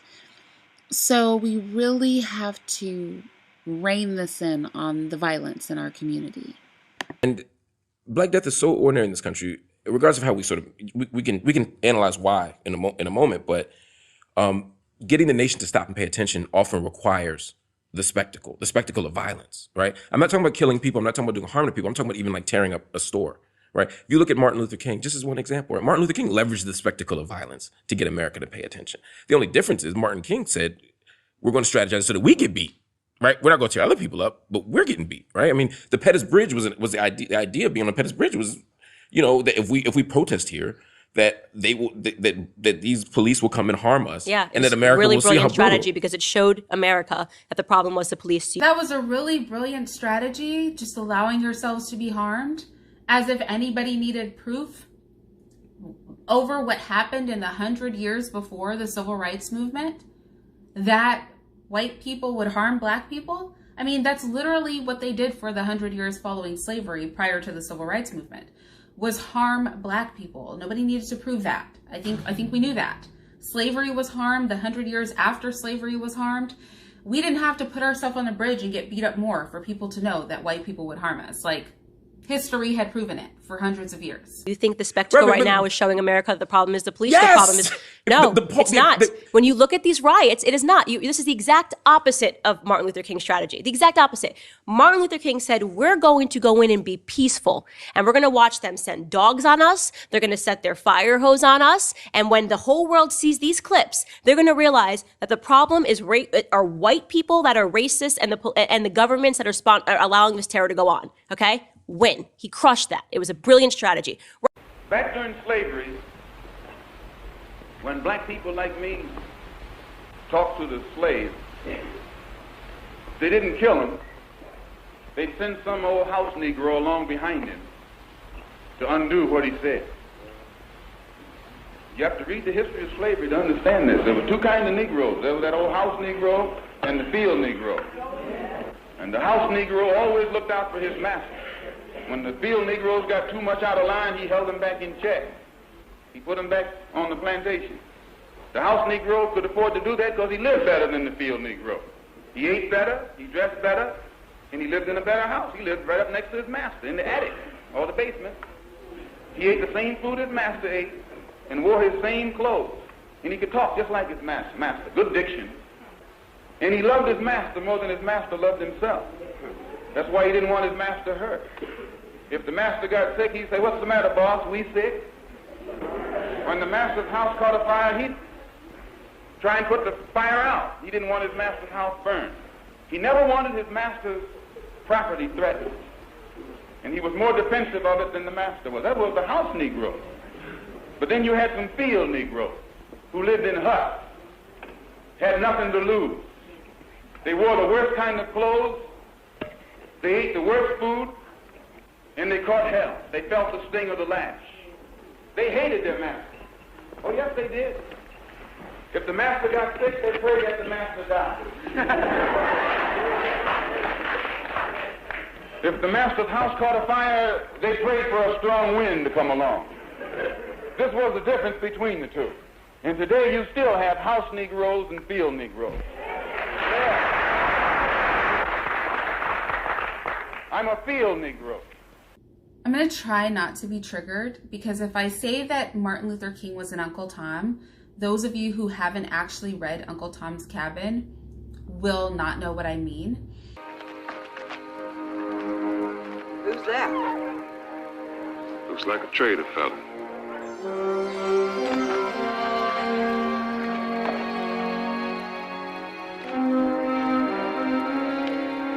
Could be a slave trader. Here? Slave trader? You know Papa wouldn't sell anyone here. I think you'll find Tom's quite exceptional. He's more than a driver. Practically manages all the field hands. And he's very pious. Good. I consider religion to be a valuable thing, nigger. Oh, they sold him. The man who was here today is taking possession tomorrow morning, and that's not all. They sold you too, Tom. He sold you too. He sold you, Tom. It's for a debt. They need the money. They got to sell you or lose everything else. Never. You say never. I'm leaving. I sure ain't gonna let them take my boy away. What about your husband, Eliza? You can't leave him. George ran off. George run away? His master, Mr. Willis, got so mean he took to beating him every day, so he ran off. Where? Canada. I'll be headed the same way. Tain't right, tain't none of it right. I have to leave. I have to go right now.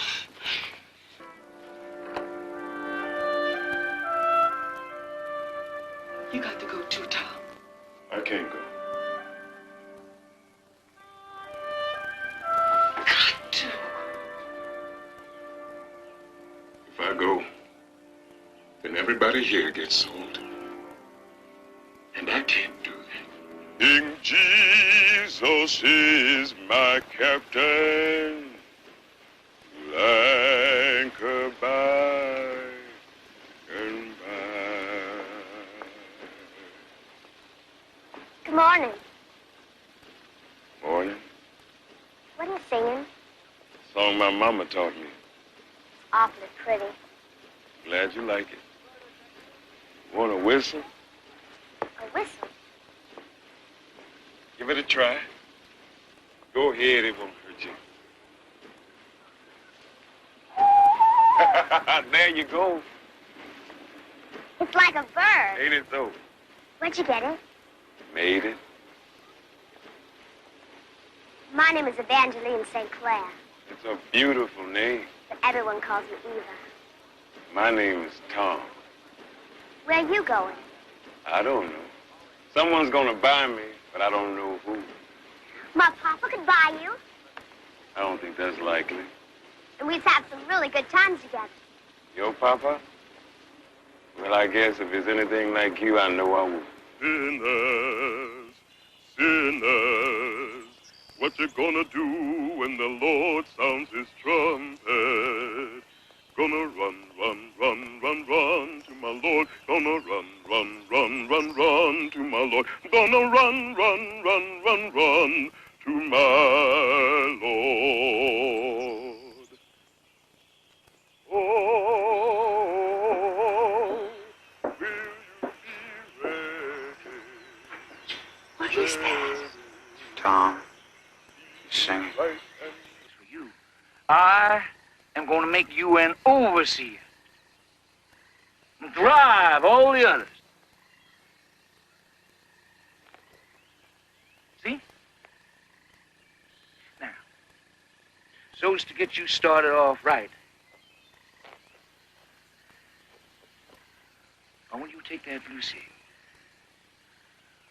and flog her. Good. That's not a thing for me to do. I never could, never did. No way possible. Are you telling me no? No, sir. What I'm trying to say to you. Boy, you trying to tell me what is right and what is wrong? That strong woman is sick. And there's no way that I'm gonna beat her. If you mean to kill me for it, and I can't stop you. But no, I'm not gonna raise my hand against that woman. It's a sin. In the morning when I rise, give me Jesus. Give me Jesus. Give me Jesus. Tonight. What? When he's sound asleep, I'm gonna give him enough brandy to keep him out all night. And there's an axe in the cellar. And I'll have the door to his room open. You can do it, Tom.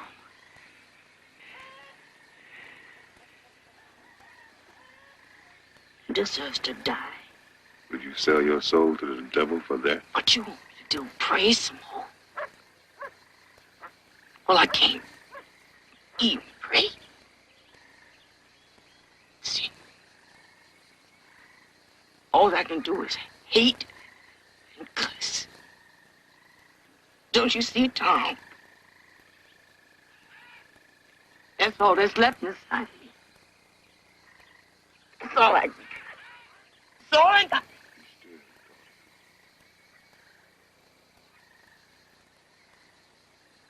You run. But if you have read Uncle Tom's Cabin, you will know that Uncle Tom was a goodly Christian black man who really, really loved black people. And he was a slave. And he would never say anything against the other slaves. And he would never do anything to harm the other slaves. But he believed in allowing them to be brutalized, himself and them. He would take a beating for other slaves. He would encourage them not to be rebellious. He thought that by being passive and good and loving toward their abusive master, and the other character was Sambo. Sambo was the one who really did hate black people, Candace Owens, think about that, and who really did side with the massa on everything and talked badly about the other slaves and stuff like that. So that was Sambo. But Uncle Tom, his approach was the Martin Luther King approach. And the white woman that wrote this book made him the hero of the book. isn't it interesting that that Black person that just allows themselves to be brutalized is constantly held up? Like, you're only a good Black, you're only making a good point if you allow yourself to be harmed? Really? Because America goes out and fights wars. We're not just going to allow ourselves, like when the Japanese bombed Pearl Harbor, we didn't go, okay, let's just let them attack us and hurt us. Do you know what I mean? Like, we don't expect that of anybody else. We don't expect anybody else to just allow themselves to be abused until they get abused so badly that finally somebody gives them sympathy. We get shamed for any pushback because the only good Black and the only resistance that is acceptable for Black people is the Uncle Tom resistance. This passive, allow yourself to be brutalized and you'll seem so pathetic that eventually people just feel bad because it's just pathetic. You just let them do anything to you. You just let them kick you like a dog. You kick, you spray, you beat, you kill, and we just stand around. That is her narrative. It disgusts me. It angers me. It actually angers me. Martin Luther King said he was inspired by Gandhi, but I always point out that when Gandhi said, be peaceful, he was talking to killers. He was talking to people who had been killing the British. And he told them to stop killing them and let's be peaceful. Like, we've already proved we can kill them. Now let's prove that we can have mercy and we can be peaceful too. And Martin Luther King says he was inspired by him, but clearly, when people invoke King and Gandhi, they don't understand what they're invoking. But what they're really saying is, don't fight back. If you fight back, nobody will feel bad for you. Fighting back makes you not look helpless. And looking helpless is the way that you get policy changed. That's the message. Right now, Black America's strategy is, we're going to go in and be violent. We're going to go in and loot. We're going to go in and take the TVs. And then America's going to think, Black Lives Matter is a terrorist unit. And that's exactly what the concept is. It is. But I guess what I'm pushing back against is we don't look good. This is not making Black people look good. The first thing I push back against is this idea that the only time we can engage in the type of resistance is if our bodies are the ransom for justice. I'm just telling you it's not Martin Luther King's strategy. No, I'm with you. I'm agreeing that it's not. In his defense, he literally said that Martin Luther King used violence as a strategy. He just insisted that Black people be the people to have violence done against them. This is like doing that, but in the adverse, where we're not going to be the punching bags this time around. It's literally what he said. It's like his whole rant that he went on. I don't know if she just wasn't listening, if she's just there to disagree, but in his defense, like, he did say that. He wasn't trying to say that they were doing the same thing as Martin Luther King in the same way. He was saying they were using violence to invoke something. And the violence is just, they were not allowing it to be inflicted on them, that they were, going to inflict that violence, which, first and foremost, I'm pro-revolution. I'm not big on policy changes. So, coercive force, aka violence, is part of revolution. So, I'm not vibing with Black Lives Matter. They're full of crap, but I'm just saying, like, revolution all day. Pick up a weapon. If you're going to do something, that makes more sense to me. I'm saying it's not the same tactic. The overall strategy is still to use violence and the spectacle of violence to get justice. Right. But you're like, and what I'm hearing you say is, that's cool if the dogs are biting us and the hoses are spraying us. I'm saying the message you're going to deliver is that Black people are violent. So using the idea, and you have just already said that you thought Martin Luther King had a good strategy, and I agree with you. Yeah. What we are doing is the exact opposite of that strategy. So we are showing that Black people are violent, that Black people loot, that Black people rob, that Black people kill one another. That is what is being shown. How you think we're winning with that narrative, I don't know. I don't know who right now is thinking, I'm so glad we took those TVs at a Target and burned down Target, because now people are seeing. That's such a small part of what happened. The other thing is, it's funny that Black people, and again, I think the looting and all this, like, it's irritating, right? It's unorganized and all that. But the idea that a show of force or strength doesn't invoke sympathy. The thing is, we can choose to move past the invocation of sympathy, right? We can choose to move past these, paternalistic ideations where the only way that we get attention or the only way that we can progress is if we can invoke sympathy and get people on our side. We can choose to not play that game. That's like a thing that we can do, right? You can do that. And we can choose to just use a show of force. It's not like, why do our men, right, and our people not get to use a show of force? Whole societies are built up and then they build armies so that they can have a show of force, because playing collectively playing the weak and helpless, have pity on us, see that we're good people, is not how you maintain nor achieve power. It is with force. But if Black people show force, that's a negative thing. Like, you don't want to be seen as those kind of people. You don't want to be seen as those kind of people. That's not the kind of people you want to be seen as. Now, I do agree that if it's disorganized, then it looks crazy. But if it's organized, it's the concept that we cannot show force that I have a problem with. What was the spectacle that was shown? No, I'll tell you. But when we talk about King, right? Because there's King in marching in '65, but there's also what's happening in Watts in '65, what's happening in Detroit in '67. There are the same rebellions you're talking about are happening around. And King. what happened? What was the conclusion of that? Hear my thought out though. My point is that it's never a single strategy, right? There's always multiple things happening, right? There are people calling for defunding right now, and there are people on the streets. Just like King, there are people who are marching and getting beaten by police, and there are people who are tearing up Detroit and Watts. I'm saying we need multiple strategies. Now, I agree with you. I would love if, and I got to say, I have a bookstore in Philadelphia, and a whole bunch of stores on my block got smashed. Sneaker store got raided. What else got raided? Another hair store got raided. My bookstore did not, right? My coffee shop did not. Now, why? Well, it's not nearly as random as you might think, right? It's kind of random.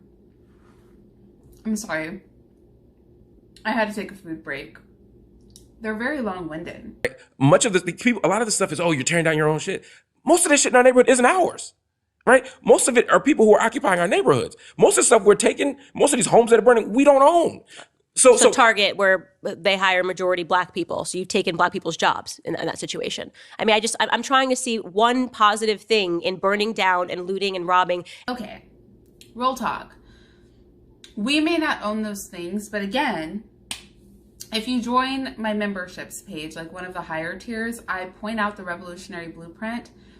And I talk about why you don't destroy infrastructure in your own neighborhoods, regardless of who owns it. And I talk about what ought to be done with that area and those businesses, past destroying and burning them down. Because then when you walk outside, your stuff is destroyed. Like the central area where your people live is destroyed. There's something else that you can do in place of that is more wise and pragmatic, but I'm not going to get into it here. With that said, Candace brings up a point that if you aren't engaging in revolution, like if you're not really about to have a revolution, so my revolutionary blueprint won't matter, then, why would you do something that would have people not able to work? Because you still plan to participate in the system, right? Why would you have it so that old Black women can be on television talking about they can get food because you burned down the only grocery store? Because if you're not overthrowing the system, then you're playing a part in the system, which means that your people still have to function within the system. So it's all well and good for Mark if his, shop doesn't get burned down. But if nobody's going to come and give patronage to the few stores that are left, in the case that they're being actually systematic in how they do it, which they're not 99.9% of the time, then, what does it matter? Like, what does it matter? That's what I'm saying. So I have to stand with Candace on this to a point, because at the end of the day, revolutionary blueprint. Barring that, you've got to play the game in the system anyway. So why inhibit your ability to do that? I don't understand. And I want to go back because you brought up the mid '60s protests and the riots rather, because they weren't protests. They're the notorious Detroit and Chicago riots that took place. They were rebellions, riots, same thing. Which are forms of protest. Okay, sure. What was the end consequence of that? The Voting Rights Act of that happened before that. 64. The riots happened in 67 and 68. You're talking about those riots? Yeah, you're talking about different. Okay, so King dies in 68, and we get more civil rights legislation months later. No, and this is in the aftermath of rebellions. But what was the? And this is the thing: is people you're looking for a piece of legislation, but what happened? Listen, real talk, Candace. This is how I know. This is how I know that she hates Black people. But before I go in, I want her to finish her thought. And then I'm going to show you that she is so filled with self-hate that she can't even properly analyze the situation. Let's just ignore Marc, because Marc is an idiot. Let's focus on Candace and the words coming out of her mouth, because I'm about to demolish her argument. Detroit and Chicago were the economic booms for the Black community. The riots happened, the rich people got up and they left, and they depressed those cities for decades to come. Okay, so the thing is that this is the problem. Everybody wants to be in the now, I'm in the later, okay? I'm already hearing the conversations amongst business owners. They're leaving. They're going to leave the cities. So you want to talk about signing up for another 60 years of Black poverty? It's exactly what we did. We signed up for Black poverty, and it started in the 1960s. So she said it all, and essentially her premise is this. Black people, you threw a tantrum. White people punished you. Tell you right now what I tell all my niggers. Treat me fair, I treat you fair. Keep you trying on your tricks now, because I'm on to every one of them. I got an iron fist to prove it. Just sit back, don't do nothing. That's her argument. Black people threw a tantrum. They started rioting. And then white people were like, all right, then, well, we're going to move our businesses. You guys should just all be poor and homeless. Foremost, it was a legislation that was supposed to be helpful. Nope, that led to economic depression, too, because it incentivized bad behavior. All of the Great Society Act and all of that stuff that happened in the mid-'60s was not good for Black America. Sounded good, like everything the Democrats put forward. Sounded great, we're going to give you stuff, but really it incentivized father absence. It welfareized the Black community, and it married us to the government. Now, I'm right-leaning, but I do believe in civil service programs that are designed for individuals in poverty. And I'm going to push back on her commentary on the Great Society Act. First of all, it wasn't literally called the Great Society Act. That was just a term that was coined.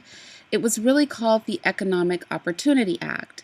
And for those people who aren't familiar with it, the Office of Human Capital, and for those of you who do have Social Security numbers, use a lot of these programs to this day.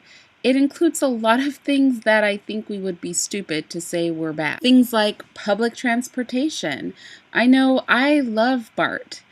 It's a train that goes all over the Bay Area, and funding public transportation makes sense. Everybody doesn't have a car. And a number of other things, but I have a clip for that. The Great Society. During the early 1960s, more than 20% of America's population lived below the poverty line. Throughout LBJ's presidency, Congress enacted over 200 laws and programs, including education programs and policy to provide health care, improve public housing, expand transportation, and defend civil liberties, like Medicare, Medicaid, the Food Stamp Act, the National Endowment for the Arts, and Upward Bound, a program that helps disadvantaged high school students get into college. Congress elevated the Department of Transportation to a cabinet-level office and funded new public transportation projects. The Voting Rights Act banned literacy tests and other discriminatory processes that kept African Americans from the polls. You can even thank LBJ for Sesame Street. Both PBS and National Public Radio were a part of the plan for a great society. Another major milestone of LBJ's plan was the Civil Rights Act, which outlawed discrimination based on skin color, race, national origin, religion, or gender. It established the Equal Opportunity Clause, which we still see on job applications today. The percentage of Americans below the poverty line dropped from 20% to 12% and has remained below 15% ever since. Now, having said all that, I must admit that the Great Society Act programs have been used in insidious ways. Sesame Street is pushing a gay agenda now, and so is PBS Network. I'm sure we all heard of the gay marriage on Arthur. And also, public school has become basically mandatory. Public education is infringing on individual rights. I'm all for having these programs available. I'm not for them being. So Candace clearly doesn't understand history, or she's simply pandering to whites because that's her job and that's how she earns a check. But for those of us who have ever actually bothered to study anything about United States history, the creation of the suburban areas, or just have a common knowledge of America in general, know that the depression of Chicago, Detroit, and places like that were not due to black people rioting and white people smacking them on the hand. In fact, it was kind of the precipice of an issue that was building up to that point where people were already leaving the areas. So let me talk about what I mean. So let's back it up pre-riot. All right, back to the 40s and the 50s. So African American families had basically been stopped from purchasing homes in the suburbs. This is why there was such a high concentration of black people in cities anyway. It was sort of a legal corralling of black people into one area.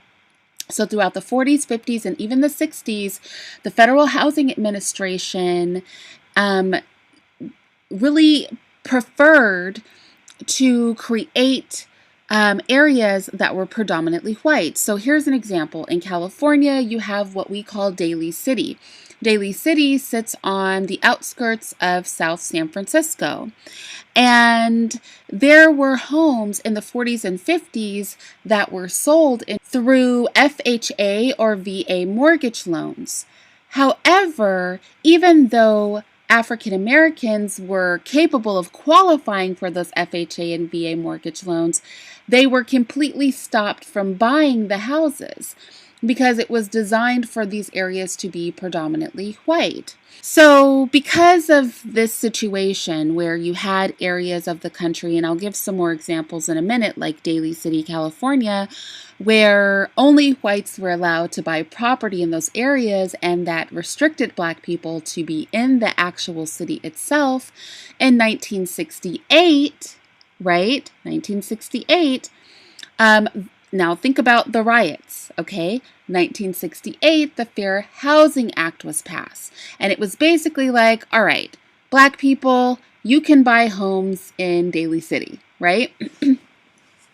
But those homes were not affordable at that time.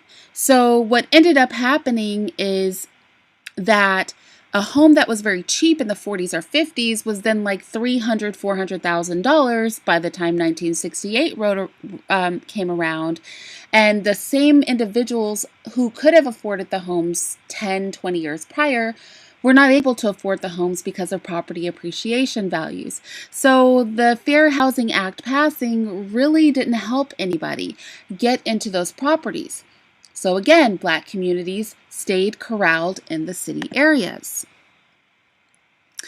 Now, what's important to note is that there were a lot of housing projects that were in those cities. We associate the projects with black people, but in reality, the projects were originally built for whites only, right? Public housing in our country, it began through the New Deal, and it was our nation's attempt to address the housing shortage.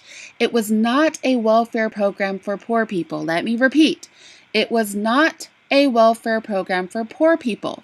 During the Depression, there was no housing construction going on. So middle-class families and working-class families, they were losing their homes during the Depression left and right as they became unemployed. So there were a lot of middle-class people who were jobless. And the federal government was most interested in those white middle-class people. And so what they did is they started a program for public housing for the middle class and working class whites only throughout the cities across the country. These projects were white-only projects. It's really funny how nobody likes social programs, so nobody had a problem with social programs when they were literally built for whites only by the letter of law. By the letter of law, nobody but white people could live in these projects. They started to build limited projects for African Americans, but those projects were always separate from the white projects because they weren't integrated at the time.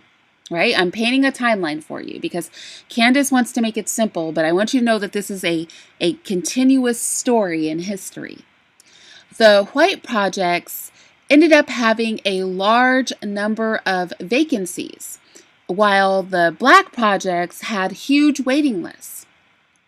And it started to really stand out to people. Now, this is when King and all that stuff started to happen, and all of these things were coming to the forefront. It's like all these homeless black people, but the white projects, like you made way too many for white people. There's so much housing for white people that they can't even fill it all, right?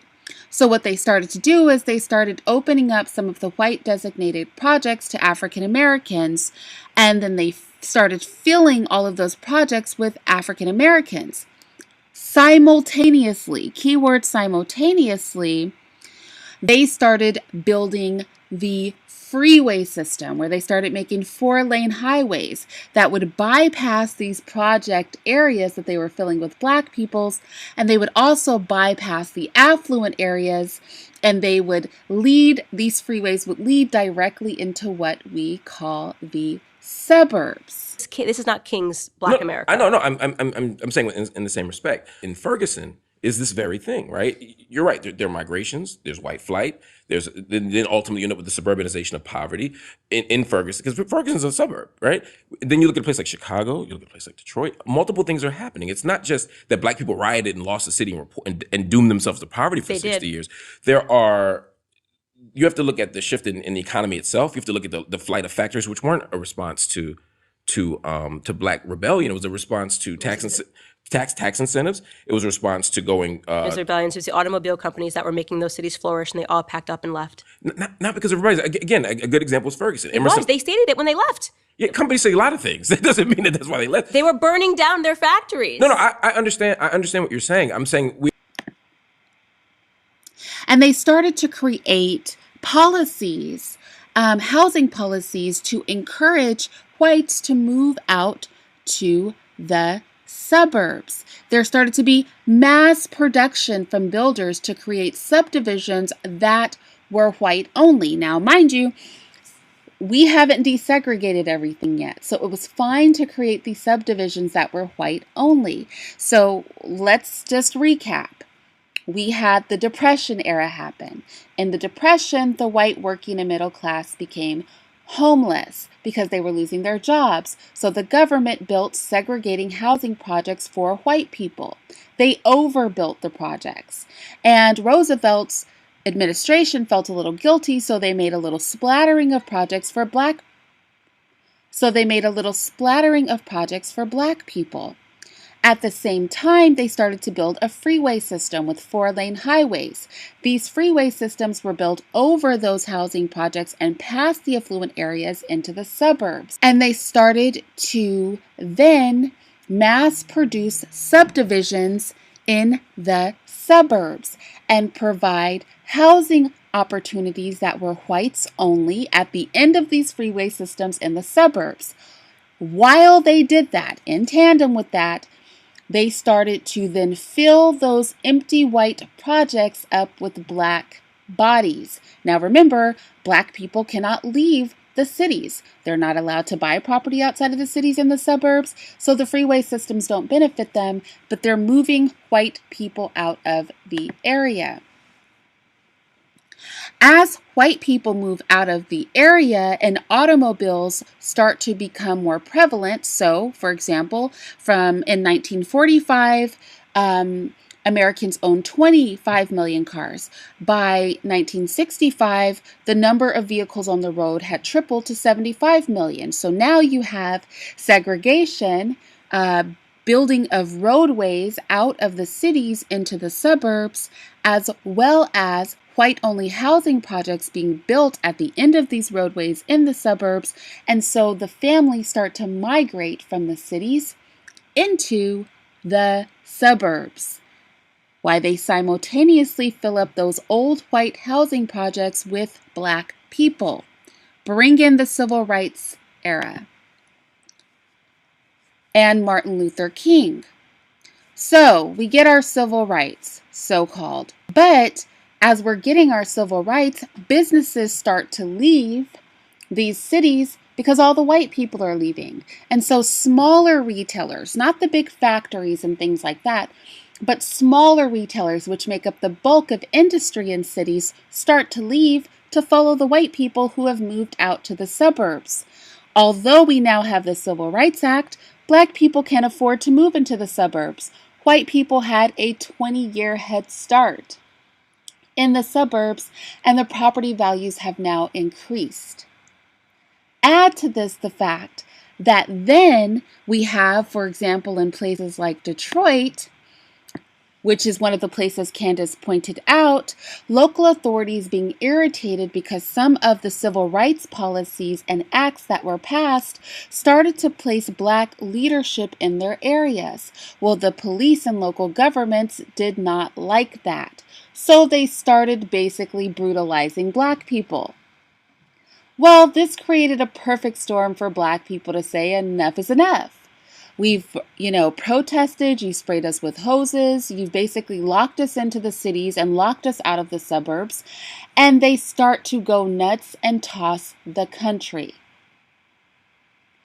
But the key and the moral of this story is they were depressing those areas with black people prior to the riots. So Candace Owens doesn't know what she's talking about, or she is purposely misrepresenting the facts because her job is to essentially say that white people are always correct and right, and black people are always wrong.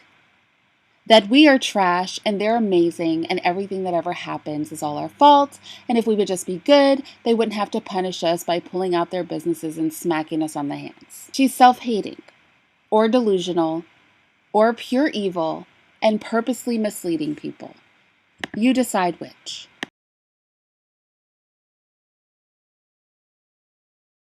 Decisions are always complicated. They're always a whole array of things, and we make decisions based on fit. We make decisions based on the well-roundedness of a person and also what they contribute to our environment, right? So to that extent, the consideration of race or geographic origin is not something like I wouldn't want all kids from New York in one school, right? Mm-hmm. So oftentimes if kids are relatively similar and we have no kids from the Midwest and someone from the West Coast, yeah, you might have 2 points higher. But they're not relatively similar. That's what I'm saying. If it was a merit-based system, all of the top schools would have all Asians, and that's why Asians are suing, and they should win. I hope they win because it's racist. We should not be saying you overperform and there's too many of you because Asians have a better culture and they focus on school. They do. I mean, listen, I say this all. They do, and this is the problem: is that we don't want to acknowledge the fact. And this is the reason why Black America is never, in my opinion, going to get better until we're able to have honest discussions. Every culture is different, right? There are many different cultures going on.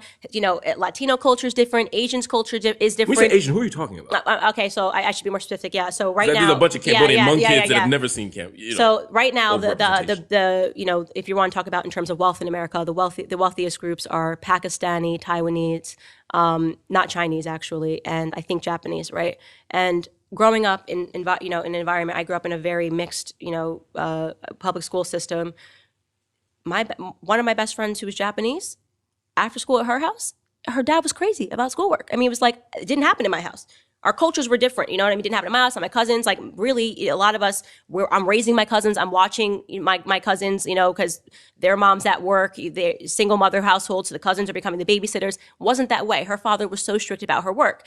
She ended up going to a top school. That made sense based off of how she's worked her entire life, right? To imagine that I didn't end up going to a top school, and for me to say it's because of, color of my skin or she shouldn't be, no. She worked harder. Asian culture is different. Jewish Americans have a different culture, right? They also are ones that tend to value schoolwork a lot harder. We need to do better in Black America at valuing schoolwork. I wasn't raised in a household that valued schoolwork, and I'm not saying all, I'm not here to paint a broad brush, but I'm saying overwhelmingly, there's a reason why we're dropping out of high school at a higher rate. There are lots of reasons. And but nobody, we never talk about what we're doing wrong, and it is culture, right? I think and even we value breaking down education even via our hip hop, our music, everything. We actually value a lack of education. We see that as Black culture. Do you get what I'm saying? Like Ebonics, that's us, right? Oh, don't bring up Ebonics. Oh, I promise you, Ebonics triggers me too.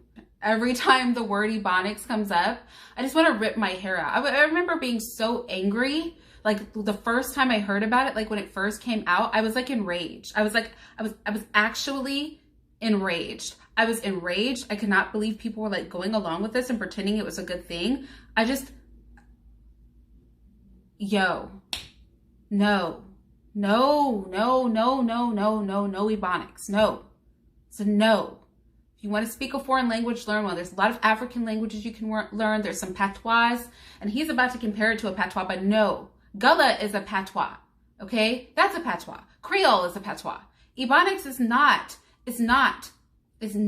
a patois. It's not a patois. Just stop. I insist. I just insist that this must stop. I cannot stand it. I'm with Candace Owens on this. No.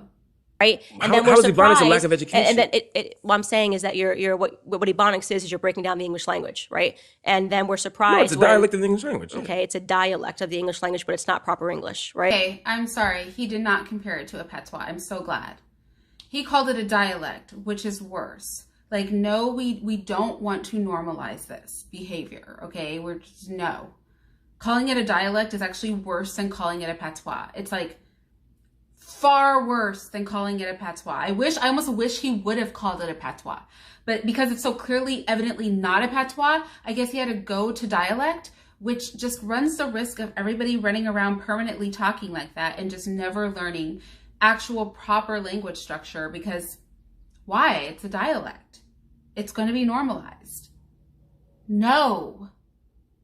The second thing is, when we think about Black people in affirmative, again, the goal when we do admissions is to say, how can we have a diverse student body? Because diversity itself is an institutional asset. So if the average SAT score is 1,400 and there's a Black kid from Compton who has a 1,000 and a 3.9, I might say, this person's probably not a great fit for this school. Can you explain that, diversity being an asset?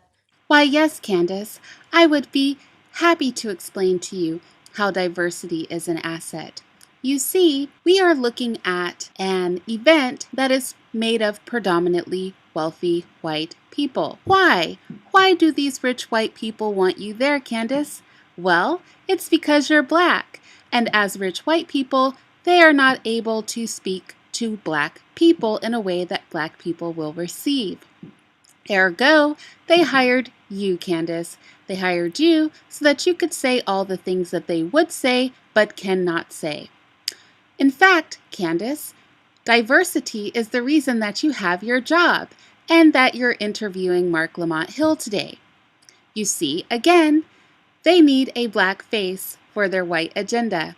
I'm sure Turning Point has also hired somebody with an Hispanic name because, again, diversity. Keeping with the theme, diversity is also the reason why, although he's going to talk about how amazing his life has been and how wonderful it is to be starting Turning Point USA and how grateful they are to be able to work on political agendas, when they give the little Black girl the mic to speak, she is going to have a diversity speech.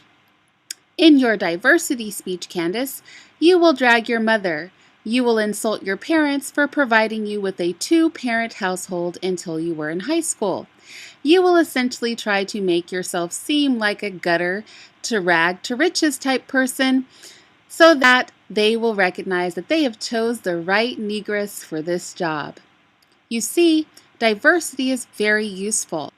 This concludes my public service announcement to Candace on the value of diversity. It's strange she doesn't understand it, since literally her entire existence and her livelihood is banking on her Black face. Well, To take us out, I'll let Candace tell us about her two-parent household that she hates. I like to say that I started in the trappings of Black America. I come from a family of extreme poverty. A lot of children out of wedlock. My mother did not graduate high school. She lived in and out of group homes her entire life, and her and my father separated. They should have separated much sooner, but they eventually did when I was in high school. Studies show that when groups are heterogeneous, we arrive at more dynamic and creative solutions. We're able to problem solve better, that we learn from each other, and that we're better prepared for the What world. studies? You sound like one of those leftist, fluffy studies. No. How do you measure that? How do you measure that? What's the test to see if diversity? Task-oriented problem solving with groups, and they did them with homogenous groups first, and groups that are all the same tend to arrive at solutions faster. If we're all the same, because we tend to think the same, we tend to have the same kind of ways of solving problems. But what's interesting is when we're heterogeneous, it takes us longer to get there.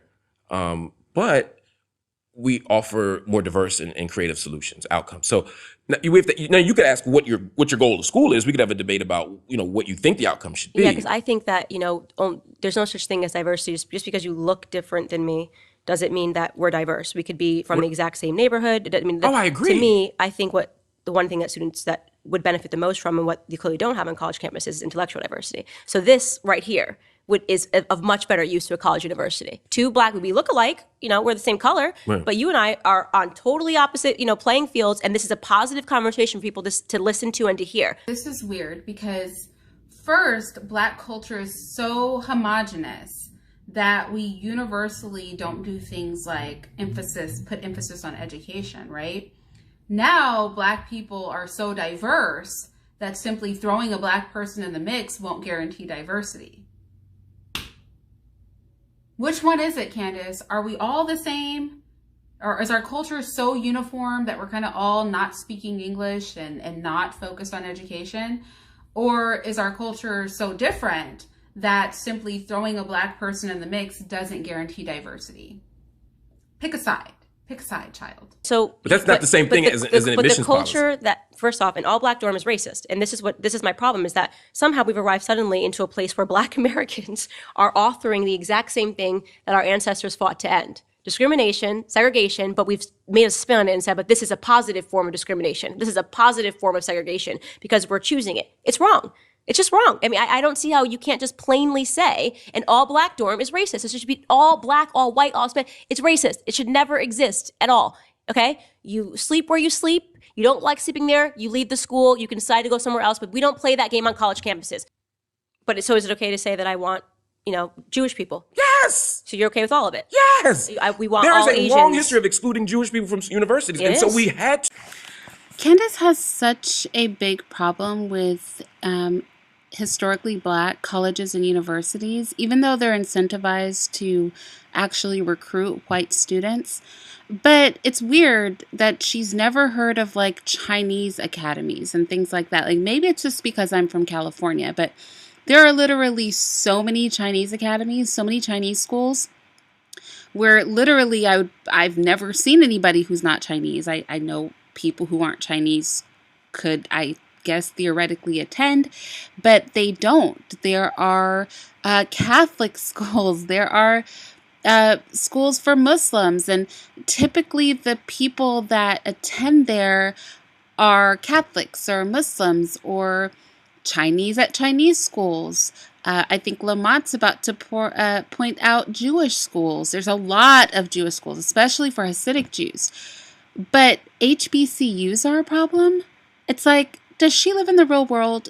Have we not heard that there are schools that are focused on individual groups? It's normally some group that white people have oppressed. Just grasp reality, Candace. To create spaces for Jewish, so part of why you have a what's the school in New York? It begins with a B. Brandeis. Part of why you have a Brandeis is precisely because there has been a denial of Jewish people, both professors and students, into mainstream universities. So we had to create space for them, right? And so I wouldn't go to Brandeis and say, "Oh my God, that's a segregated university." I say, "No, good for them. That's a beautiful choice." And Black people can go there now. White people, Gentiles can go there now, right? Christians and Muslims can go there now. But it's largely a predominantly and historically Jewish institution, which is great. And what I'm saying similarly is I'm okay with black folk having that. I'm okay with carving out spaces for ourselves when for people But who you have would been never marginal. be okay with it if white people did that. Call me crazy, but I think discrimination is discrimination. There's no such thing as positive discrimination. I have to really give pushback on the segregation thing because we're very disingenuous. We talk about segregation and separation. We don't put trans people into women's shelters for a reason. We wouldn't take a man who has a penis and puts a dress on into a women's shelter for a reason. We don't have, men's staff. So for women who have been sexually violated or abused by men, you'll find that the staff in those places are wholly female. We have male and female bathrooms. We have bathrooms that women use, bathrooms that men use. So we segregate and separate all kinds of things in society for the protection of groups of people. So if a group of people feels they need protection or feels uncomfortable because of trauma, we allow separation for their benefit, and then we don't bash them for it. Now, I think an all-black dorm is really stupid, but to make the argument that separation is just bad, and, segregation is bad, it's like, no, we segregate and separate lots of things in this society. We just pick and choose what we think is appropriate separation and was inappropriate separation. So at the very least, we should be intellectually honest about that. But I wanted to ask you, as a last topic about the LGBTQRSTUVWXYNZ agenda. The agenda? That sounds so nefarious. It is agenda. It is agenda. When you start, trying to get policies placed into school that allows teachers to call your child by a different gender, and as a parent, they're not required to tell you. They could be calling your little boy Samantha all day at school, and they don't have to tell you. That's an agenda, right? When you start trying to systemize it, to make it systemic, it becomes an agenda. And when you see how vicious that lobby has become, particularly the trans, I've said, you had me at the LGB, lost me at the T. Yeah, you guys know I don't flex with the L, the B, the G, the T, the P, the double I's. They got a lot of letters now. That's why they just say plus, because they know nobody's about to tolerate saying all those letters. Why the T? The T, because that's when you started telling people they were bigots because they don't want to play the crazy game. So here's my point. I think trans is a mental disorder. I think there's tons, gender dysphoria is a mental disorder. There's tons of mental disorders out there. There are people that walk around down the street and think they are Superman. Think they have powers and they can fly and they're Batman. And I would never want to see that person attacked. I grew up in a family where one of my uncles had severe mental disorders and thought he was Indian from a tribe or something, kind of got it because he was in solitary confinement for too long and he actually went crazy in prison. Girl, your uncle's not the only black person that thinks they're an Indian from a tribe. He is not alone. It may not have been the solitary confinement that did it to him. If it was, to say this belief that you're an Indian and a tribe is one that is held by many a black person. They don't think they're full Indian. They think they're part Indian. I've seen it happen. So I've always been sensitive to people that have, mental disorders. But when you start saying in society that you now have to pretend that Candace's uncle is an Indian, and if you don't, acknowledge him as Pocahontas, then you're a bigot. That's wrong. Now you're putting the pressure on me to not just be, accepting of this, but now to play the crazy game and to say if you mispronounce and you don't call him Chief Pocahontas, then you're a bigot. Yeah. I don't play that game. I'm going to live in reality. You cannot live in reality. You can say how you feel. You can say what you think you see. You can say that you think that, we're on Mars right now, but I'm not going to pretend that I see Mars because it makes you more comfortable. So I would, obviously I disagree. And what's interesting is there are people, you say you're with the L and the G and the B. There are people who, 30 years ago would have made the exact same arguments against you for the L, the G, and the B. They would have said that there's scientific data, that these are people who have mental disorders. I just want to say that those people would have been right. All the gays are crazy. All of them need therapy. There's some misalignment between what they desire and what they're supposed to. That there's some kind of gender thing going on that they're confused about. I think that we have to do a few things. For me, I think the easy part, and this is the part I think you and I agree on, is that we have to accept, and we should accept people as they present themselves in the world, right? Like if someone says my pronouns are, if I told you my pronouns were she, her, you would address me as she and her, right? No, I wouldn't. Really? And the look on his face, though, he was like, right? You would do that, right? No, I wouldn't either. And I'll take it one step further. I'll misgender you. You know, it's funny that misgendering somebody is using their proper gender, but see, I play no games. I don't respect the gay hustle in any way, shape, or form. No, I would call you Mark. Okay, but you wouldn't call me he. No, because I would call you he. I would. No, I mean, I would call you Mark, you know, if that was something that made you comfortable. But if I saw you... And if I said my name was Jane, would you then call me Jane?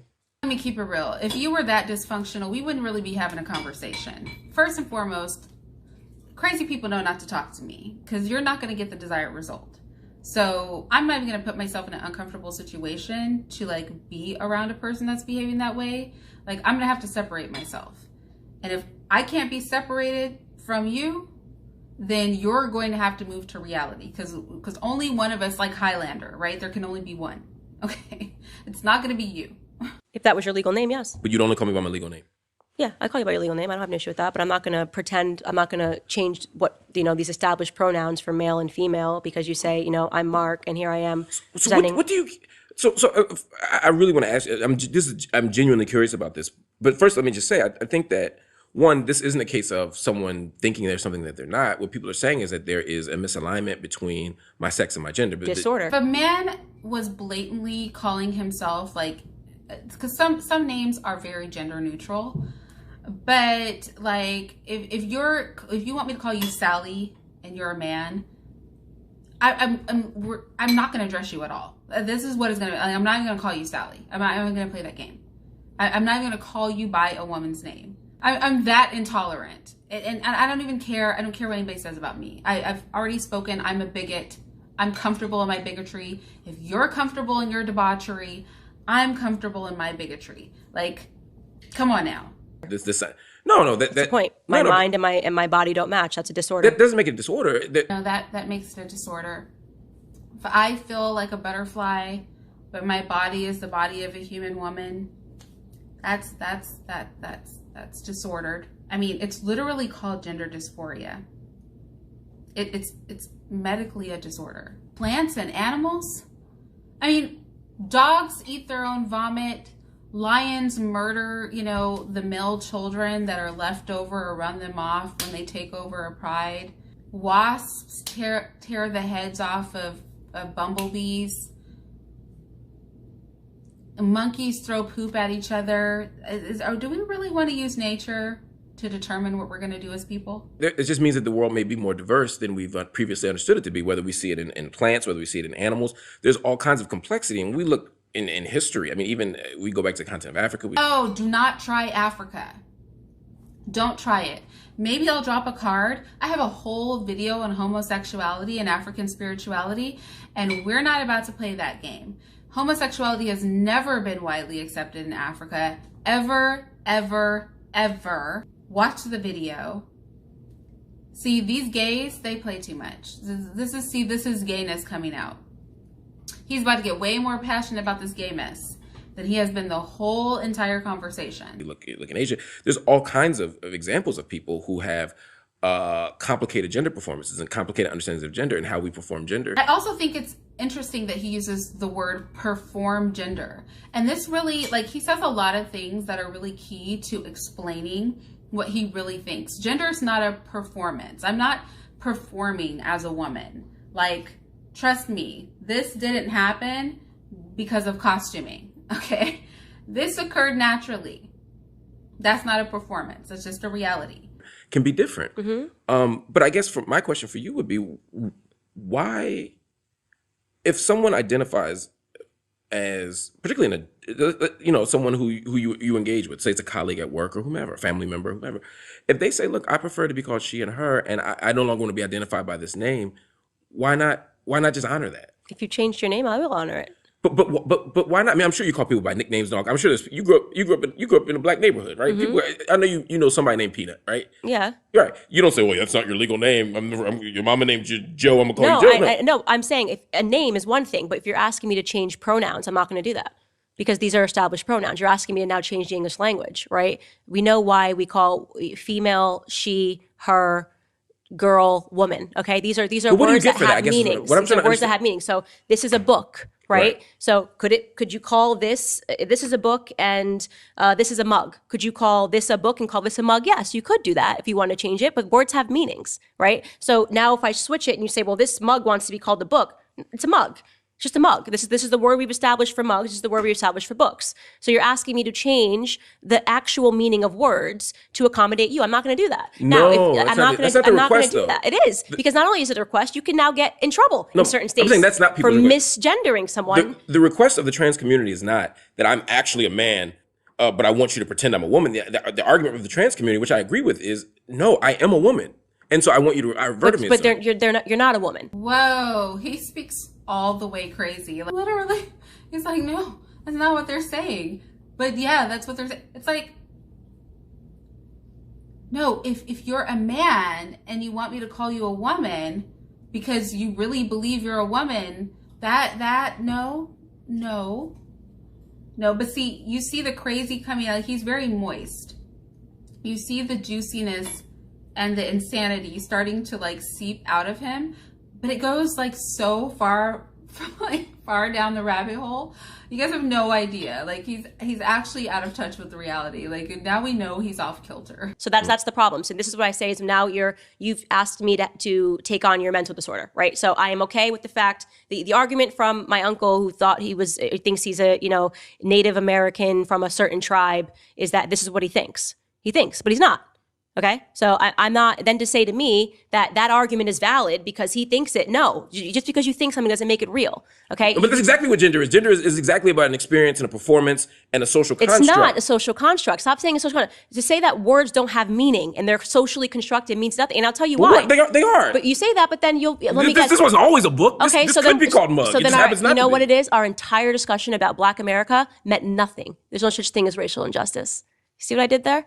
Because Black is a social construct.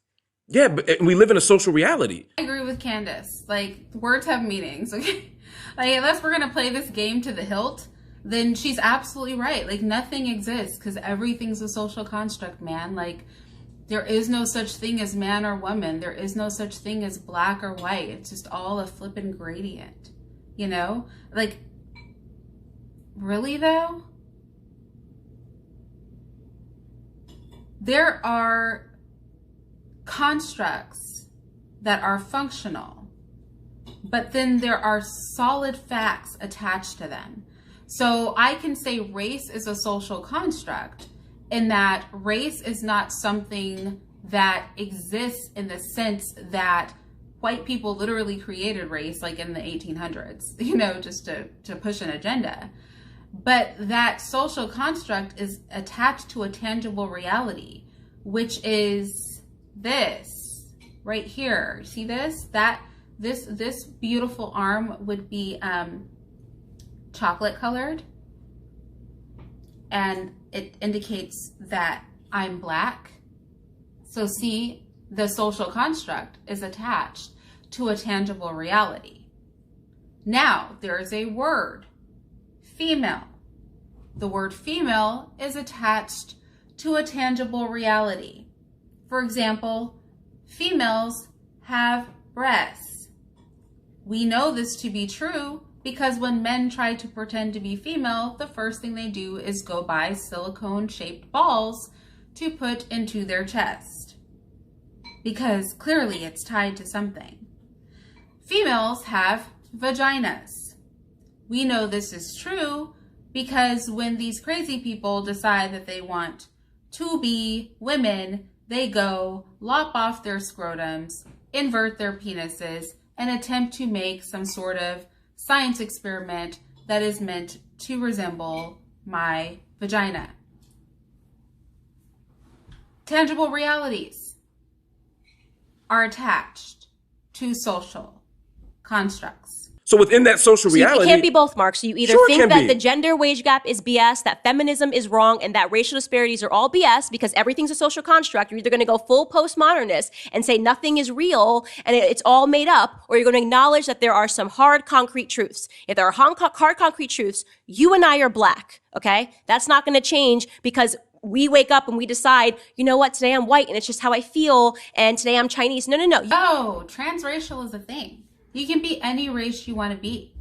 In this new reality, like your mind, man, it determines what the truth is. You and I are black, okay? We are acknowledged as black people. We're sitting down as black people. I am a woman. You are a man, okay? Now, if I want to wake up tomorrow and say I'm a man, you want to say you're a woman and we want to play the crazy game, we can do that. To then say all of society now is to pretend that it was all a social, no, it was a social contract. You were born a male.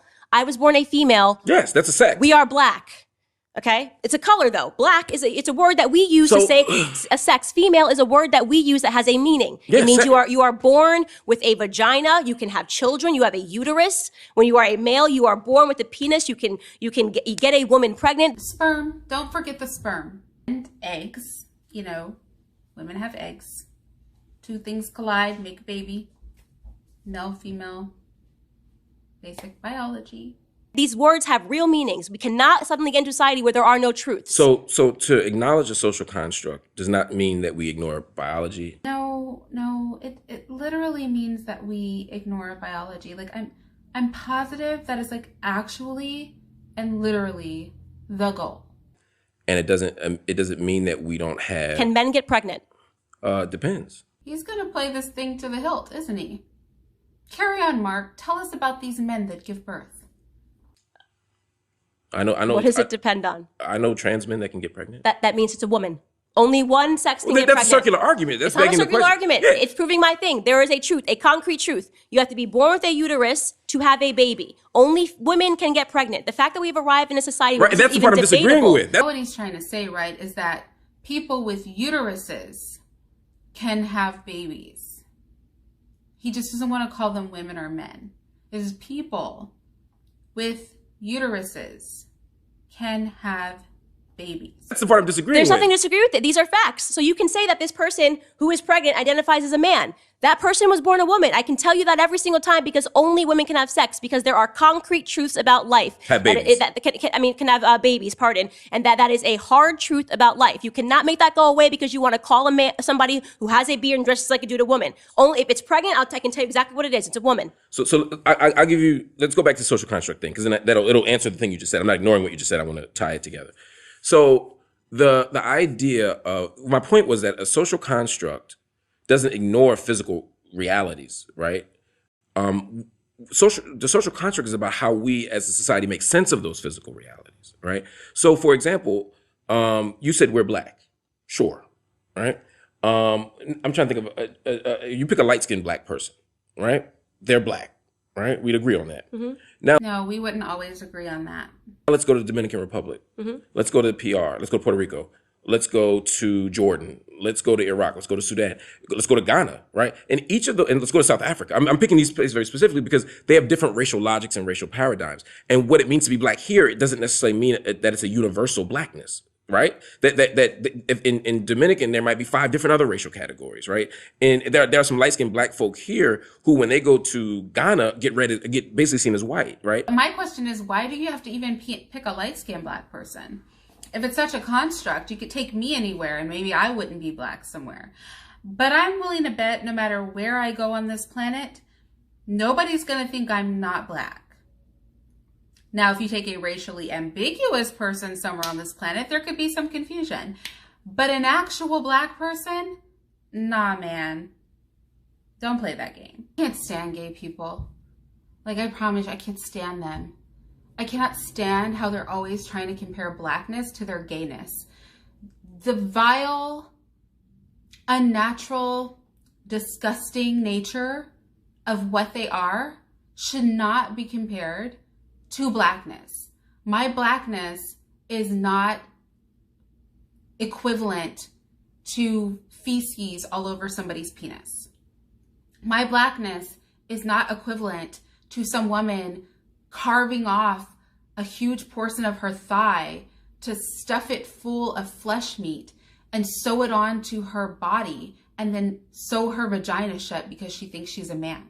My blackness is not equivalent to cutting apart the penis into multiple pieces and flipping it inside out and mutilating it for a vagina. That is not the same. My blackness is a natural state. I was born literally this color. I didn't have to do anything. I didn't have to go have surgery. I don't have to try to convince anybody that my skin is literally brown. Put me next to a tree, any brown tree. You will see. Lay me on the earth. You will see. Like, this happened on its own. It has nothing to do with, I didn't think myself black. I am black. And for that to be compared to something so vile, as somebody who has to go and be physically and surgically altered to achieve a certain appearance, is demeaning. It's horrible. It's disgusting. And I would say the same thing about my womanhood. I would say the same thing about my womanhood. If I have to suffer from blood gushing out of my vagina once a month for a week straight, because I'm one of those lucky women who gets the whole 7 days, and I've pushed human beings out of my body, trust me, it is not the same to feel or think or conceive yourself as a woman. No, no, no. It's not the same. It's not the same. It's not the same. Sorry, guys, if that was too vulgar for the men in the room, but I'm just saying, like, real talk.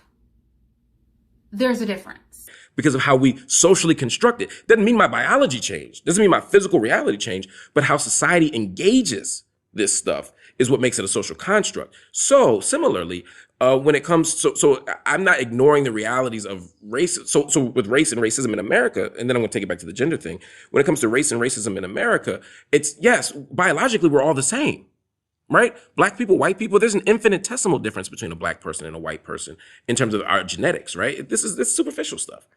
But that's a biological reality, right? It's a biological fact, right? Just like as biologically true as me being born with a penis, right? But the truth is, but the idea that there's social meanings attached to that blackness that make people fear me, or that make people think that that person's life is worth more because they're white or whatever, those are social meanings that are arbitrary and different. So to acknowledge social constructs doesn't mean you ignore biological realities. But you just did that when you said that men could give birth. So similarly, what I'm saying is that I'm not denying the biological reality of maleness, of the genitalia we're assigned at birth and what we can do with those body parts. I'm not denying that. That's a biological reality. Again, the social meaning I'm attaching to it is what I'm saying is more complicated. But it's not complicated. Can men give birth? Sometimes. That's my answer. Yes. And the answer, that is crazy. Oh, yo, he's serious. You guys, when you co-sign the gays, you know this is what you're co-signing. I told you these people aren't right in the head. They're not right in the head. Yeah. He's crazy. Delusional. This is why I don't flex with the gays. You can't give them any footing. You cannot give the gays any footing. You can't. They'll go full on nutball with it. If you let them have an inch, they will take 30 miles. You just cannot play with the gays. And this is, we cannot, it's just crazy. We cannot allow this to happen. But you wouldn't say the definition of being a woman is the ability to give birth. And I'm not saying it, but only women can give birth is a factually true statement. Only women can give birth. There's only one type of human being only that people can with give uteruses and vaginas yes, and can stuff give can birth. give birth. Only women can give birth. I'm not disagreeing with that. Birth. I'm not, and that, here's what I think we're talking past each other. What I'm saying is, I'm not disputing the fact that certain body parts yield certain kinds of possibilities, right? I told you that was going to be his argument, is only people with uteruses and vaginas can give birth. And Candace is so sane that she actually doesn't speak crazy. See, my thing is that I've researched the gays. You know, I research the gays and the trans people, because if I'm going to be comfortable or not comfortable, like, I have to understand them. And having researched them, I know that they're crazy. So I knew that he was going to try to minimize it to people with penises, or sorry, people with vaginas or uteruses can give birth. And those people can be men or women. Are you seeing what our future textbooks are going to look like? My question is, why even use the term man or woman? Why not just do away with the term man or woman? Wouldn't that kind of do away with transgenderism too? Because isn't the terminology man or what does man or woman mean at that point? If biology doesn't matter, like, what does it mean? What are you fighting for at that point if biology doesn't matter? What I'm disagreeing with is the idea that that is the measure of whether or not you're a man or a woman in society. Okay, but it is now come to a point where if you say that only women can give birth, you are called a bigot. That is crazy. That's nuts. If you say, like J.K. Rowling did when she got canceled by the Harry Potter cast, that only women can menstruate. Okay, can men get their period? Can you help my audience? Can men get their period? Some can. Okay.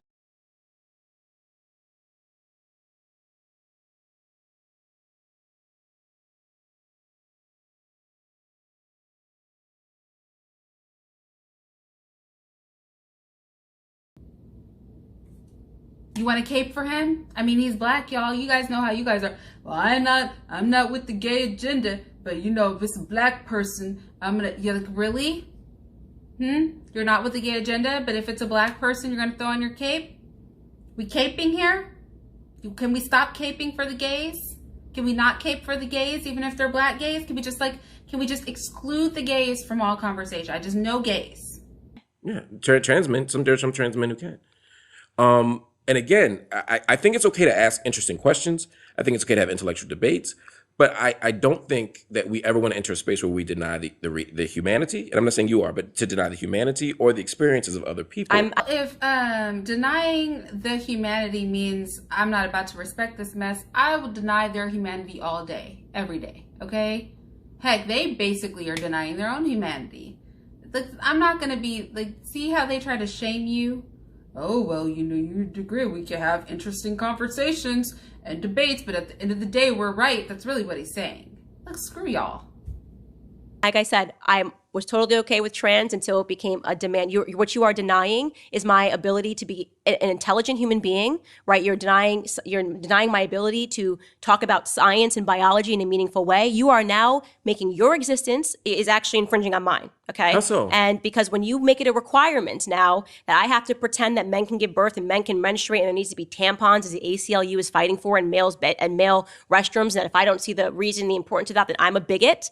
I'm someone that doesn't accept. No. I accept you if you want to run around and you want to wear a dress and you want to call yourself Tiffany and you want to put a pillow in Tiffany. If you want, I don't need to know your name. It doesn't mean anything to me. If you want to call, I'm not going to sit here and say I don't believe your name is Tiffany. You know, if a person comes up to me and they're in a dress and a skirt and they say my name's Tiffany, okay, cool, Tiffany, cool, right? But when it becomes Candace is a bigot because she won't acknowledge that, you know, Tiffany the man got her period and can have a baby, I'm not playing that game.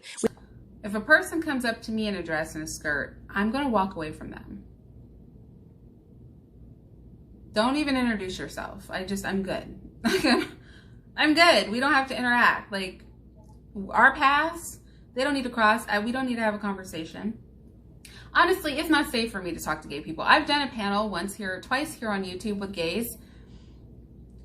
Very few gays can engage me. You know, I don't use epithets for them and things like that, but like, I have no chill. I will never. So tomorrow, back I come down. on your show tomorrow, and I have decided that, or a year from now, suddenly I have reimagined my identity. I have reimagined my identity, and I have reimagined my identity, and I. Key word there: imagined. I reimagined my identity. So his question is going to be, after I reimagine something, are you going to play along with my new imagination, like my new imaginary identity? Like, I reimagine my identity. Keyword, imagine. If I reimagine my identity, are you going to play along with my new imagined identity? No, fool. No. Why would you even come to me at all? Don't come to me, period. Like, stay with the people who understand. I don't understand. I have recognized and affirmed my identity as a trans woman, and I no longer want to identify as Mark. I want to identify, as to use your example, as Tiffany. you wouldn't be like, this book says Mark, you're Mark. You'd call me Tiffany. I'd call you Tiffany, but I'm not going to call you she and her because that has real meaning. And I'm not going to play the What's game. What's compromised by that is what I'm trying to understand. My reality. You're now saying you've transformed your reality and now I have to pretend that words have no meanings, and they do have meanings, right? So I'm not going to do that. I'm not going to call you, hi, Tiff. How you doing, Tiff? Did you have a good day, Tiff? Great, Tiff. I wouldn't call you anything. I would pretend like you didn't speak to me and I would leave. I would completely and totally ignore you. Totally. Pretend like you weren't there.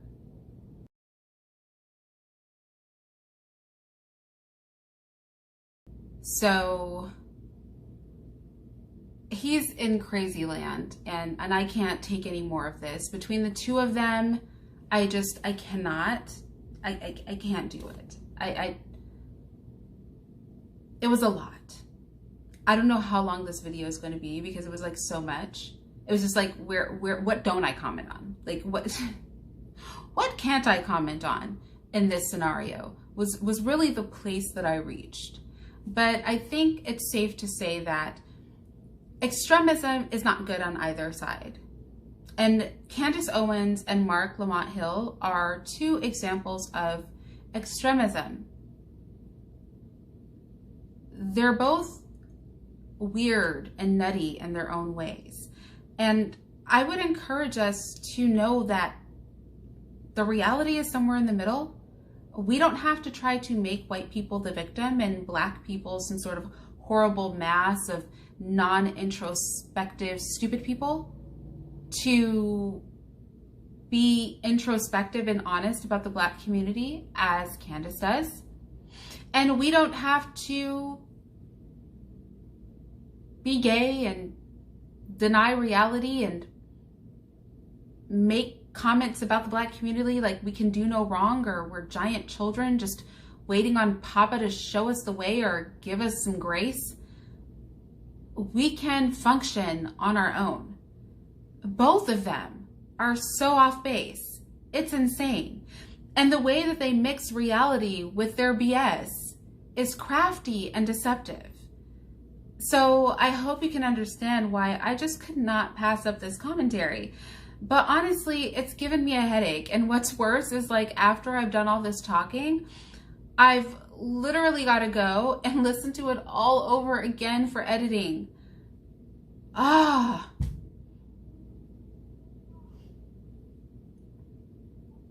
I never say this at the end of my videos, but I feel like the fact that I suffered through this deserves a like, a comment, and a subscription. I'll talk to you guys later.